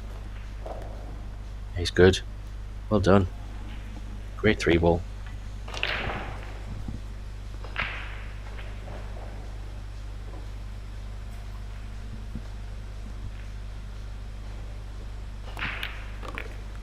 Yeah, another one of the dying breed, playing with a wood shaft. Still nice to see them occasionally. What do you actually play with, Graham? Yeah, I'm a wood man myself. It's a Predator cue. It's actually one of the old cues. I don't think they make them anymore. the Predator old Z shaft. I can remember the 314s that were really common. Yeah, I have a Z shaft. I have one of those as well in my bag. I come more from a snooker background, so I prefer the Z shaft was a bit more of a narrower tip. 314s were just a little bit bigger, just to get into some of the technicalities of shafts, but I prefer the slightly smaller tip than the bigger one, just out of personal preference. But I like wood, Mark. I've always been a wood player. Tried carbon, just we don't get on together, so I've decided to just leave it alone for now, at least. Well, if ever you fancy an old Z shaft, come and see me. I've got one in my bag.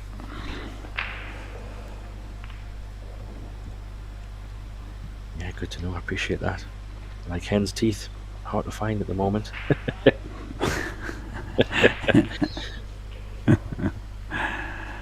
Yeah, they are. They're pretty rare. That's why I've held on to it, to be honest. So move the cue ball further into the centre of the table, and look at that for a break, Graham. Yeah, wing ball 3 balls disappeared. down. 1 ball and another one, like you say, 3 balls, and a great chance here to. It's a tricky 3-ball opener to get position on the 4.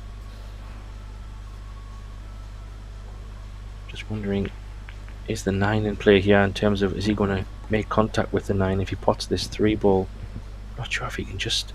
Sounds like a bit of a strange one, but can he slow roll this 3-ball in the top right corner and just drift over to that left side of the table and avoid the 9?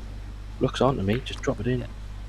He can. He's got to be careful of the 6 though, but he's gone nowhere shot. near the 6. Played it very well. Both players, Graham, playing some great stuff, aren't they? Yeah, and Gillow is just starting to pick up his game at the right time. Albin's had a couple of dry breaks. He's punishing, and if he can get a break in one here, he's right back in this match.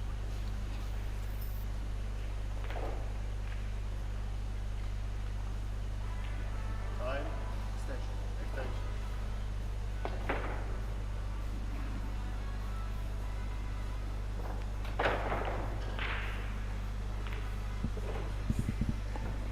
Yeah, it's a bit straight, maybe a few options. 5 goes in a few pockets, so whatever he chooses. Decided to go forward. He's on the 50-yard line here. A little bit. Yeah, it's not ideal. He's going to have to play a little bit of a shot, and when you're playing these angle shots, it's much nicer to play dives. That's why he's looking down the bottom right corner, because the pocket plays a little bit bigger instead of playing it to the bottom left corner where you're playing straight into the heart of the pocket. I like this choice. Oh, that's a great shot, Mark. Love that shot. Yeah, completely the opposite way that you'd play it on a snooker table, of course. You'd play that into the bottom left. You wouldn't dream of playing it the way Gillow just played it. But as Graham said, you can slide them in off of the long rail. He's taken these very, very well. Some good positional shots he's played. The 3-ball was a great shot, wasn't it? After making 3 balls on the break, 3 was his lowest ball, and he hasn't put a tip wrong. Yeah, good stuff. This will give him a bunch of confidence now in this match.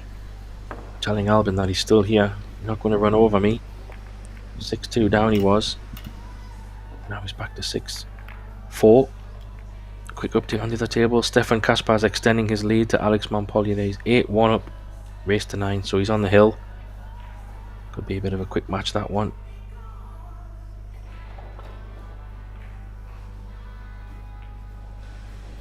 I used to build Predator tables and Predator lights with Alex Montpellier across the States when Alex was travelling.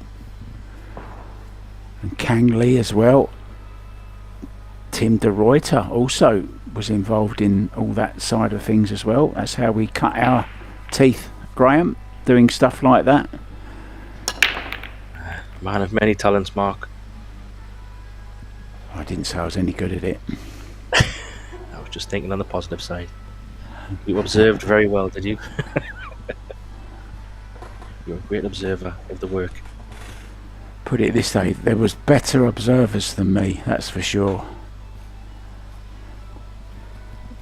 Yeah, speaking of observing, I think Gillow could be observing this break and run, because that was a fantastic break there, and a great chance for Albin to keep him at bay.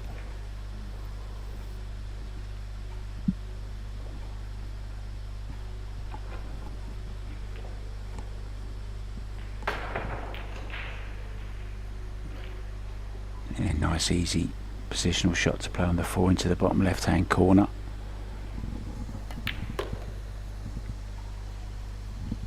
Yeah, 4 to 5 is the key shot mark. I think he's just landed. Maybe just okay. He might have to play a slightly longer 5, unless he wants to go a little bit more aggressive. Could squeeze the pocket a little bit and draw it off the top cushion. Back out to the middle of the table just for a better 5, but we'll see. I think he's winding himself up here to play a big draw shot. He put a lot more chalk on that than I'm used to seeing him put on. Let's see if he does go all the way back. Yeah, I thought he was. It's actually gone a little bit too far. Probably would like to have been a little bit straighter on this 5, just to hold for the 6 in the left corner. He's very good at killing the cue ball, though, is Albin, whether he chooses to do that. He does have a straight across. Play the 6 in the right centre pocket if he chooses. Yeah, it's probably safer. Maybe put a little bit too much chalk onto that tip before that draw shot. Overdrew it. Yeah, I think he just potted the 5 really, the 4 really clean, instead of squeezing the pocket a bit more, as much as he thought he would.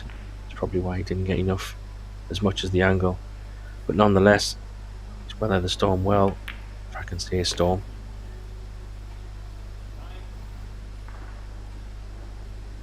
It was a mere breeze, sir. A mere breeze with a scattered shower.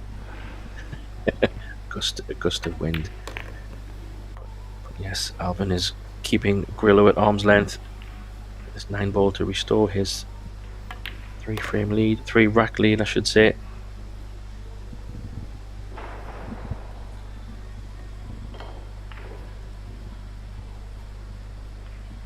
Gillow will be hoping for another break like the last one, Mark. I think you could do with that right now again. Keep the pressure on. Yeah, I mean, the trouble is though, that 3 rack lead, alternate break, he kind of has to keep up doing that. He doesn't want any less than a break and run now, and he needs Albin to slip up a couple of times, and it, to be honest, hasn't looked like happening. Maybe early on, but since he weathered that little storm that we spoke about just now, he's been absolutely awesome in the second half of this match. Awesome, Albin.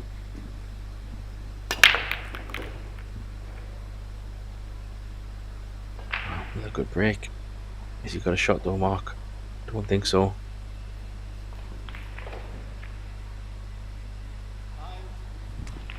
Well, he does have it to the top right.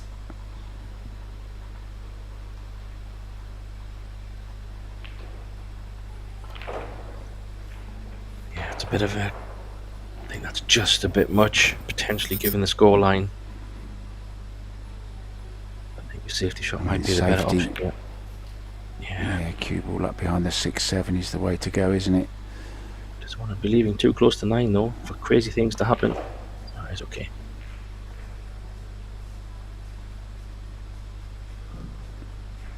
Well, I can't quite see the lay of the table at the moment. I was just wondering, is the jump shot on to play the 3-9?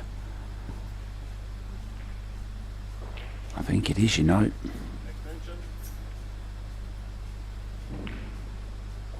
Well, the kick's definitely not ideal because of where the 9 is. Can't really get to the left side, I think, because of the 5.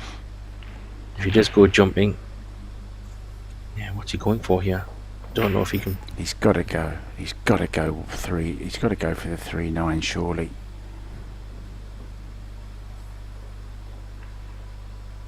May get the 3 out of the way as well. Yeah, he's got to catch the so 3 good with a short stick. catch the 3 thin though. Yeah, I like that shot better. I think he tried just to keep the cue ball down the table, and that's, if he leaves it over the side, that's so unlucky. What a shot he's played there as well. I have to say, I think that's a bit of bad luck. He's laughing. I think in his mind, he couldn't have hit it any better. But for the 3 to come back the way it did, still needs to find the shot here. Is he going to go into the 6 ball based on this angle? He's looking at it. If he does hit the 6 ball, it's not terrible. If he catches it from behind, kind of full, where the 4 is marked, even if he doesn't want to catch the 7 really, but 6 ball wouldn't be a bad outcome. I think he'd be okay. Let's see. Yeah, especially where the 5 is as well, Graham. No. Oh, he's missed a 3, dear, thinking that's too a much. miss. He's trying to avoid everything, that's why. He's pushed it there, Mark. He's trying to avoid the 6 ball and the 7 by playing the 3 a little bit into the far side of the pocket. Focusing so much on the cue ball, he's forgot about the 3. Yeah, the hill could be arriving very, very soon now for Ouschan. Already that 3 rack lead, soon to become 4. Yeah, Not impossible, but unlikely. No. Yeah, there was a mini moment in the match here so far where I felt Gillow was just getting a little bit of momentum, and on that last break there, if he did manage to get a break and run, I think he was still keeping the right amount of pressure on Albin given what's happened in the match. I think this could be, as you see, the straw that broke the camel's back. Maybe this might be the moment that's just too much of an ask to come back from 8-4.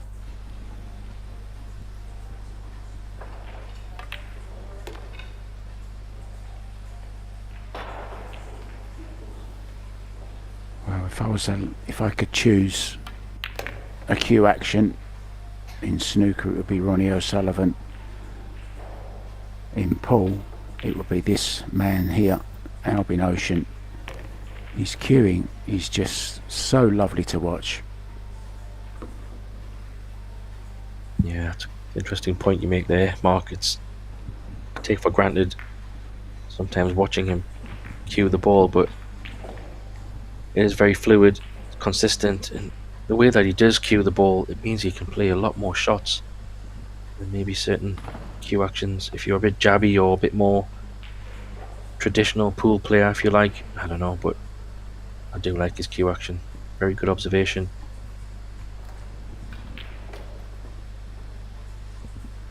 Yeah, and the work it takes to keep that the same, you know, to be so consistent. Very much like Jasmine as well. Jasmine cues pretty much the same. No coincidence, is it? So breaking for the match. 1 ball doesn't go. Could be an illegal break though. Don't think he's got the points. So Gillow comes to the table. Yeah, he's a little bit smiling. He didn't hit the break bad. I think there was a few of those little kicks hitting each other kind of slowed some of the balls down, so control passes. Yeah, the one caught the point as well, didn't it? Mm.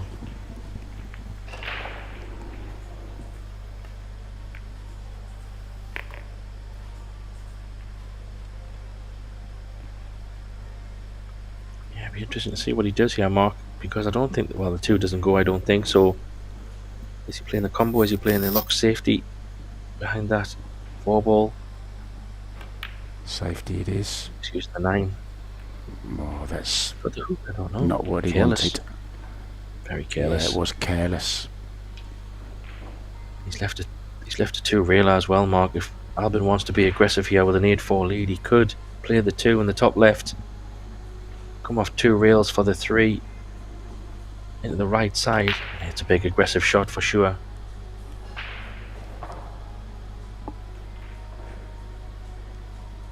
Maybe with the awkward cueing, it's a bit much. Let's see. I think he's going. Yeah, this could be a highlight reeler because he's awkward cueing. Very difficult.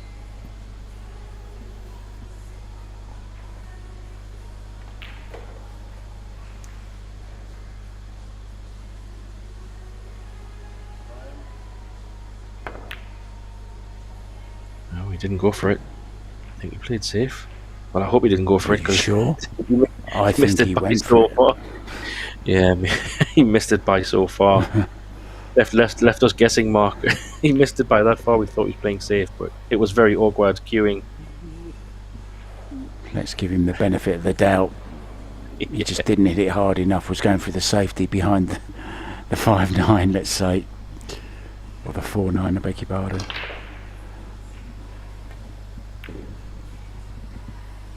Oh, but that's a Wow. big miss, though. That could be it.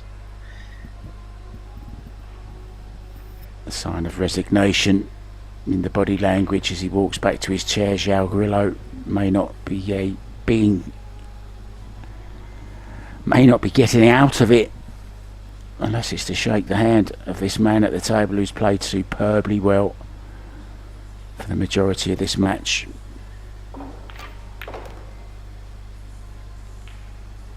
Yeah, but this is also a winner's qualification match, Mark. So maybe not too disheartened. He's playing against Albin in pretty good form. He has had a few chances, but I wouldn't say he's had a shocker of a match. He's played some really good stuff. He's broke really well. I'm sure he'll take some of those positives should he go on to lose into the losers qualification side with every chance to make it into the single elimination. So obviously he's done well to get here, so sometimes just not meant to be.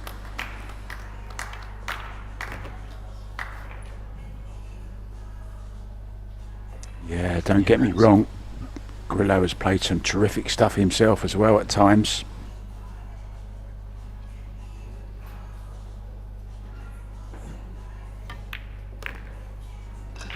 Yeah, nice from Albin here.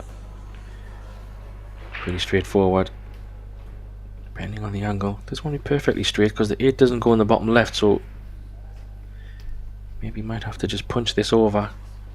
Or maybe even run off a couple of rails, but he's going to put a little bit of a stroke on this one. Yeah, punch it over. I think Up and down. there's a large lady warming up her vocal cords in the dressing room out the back. I think she's already singing, Mark.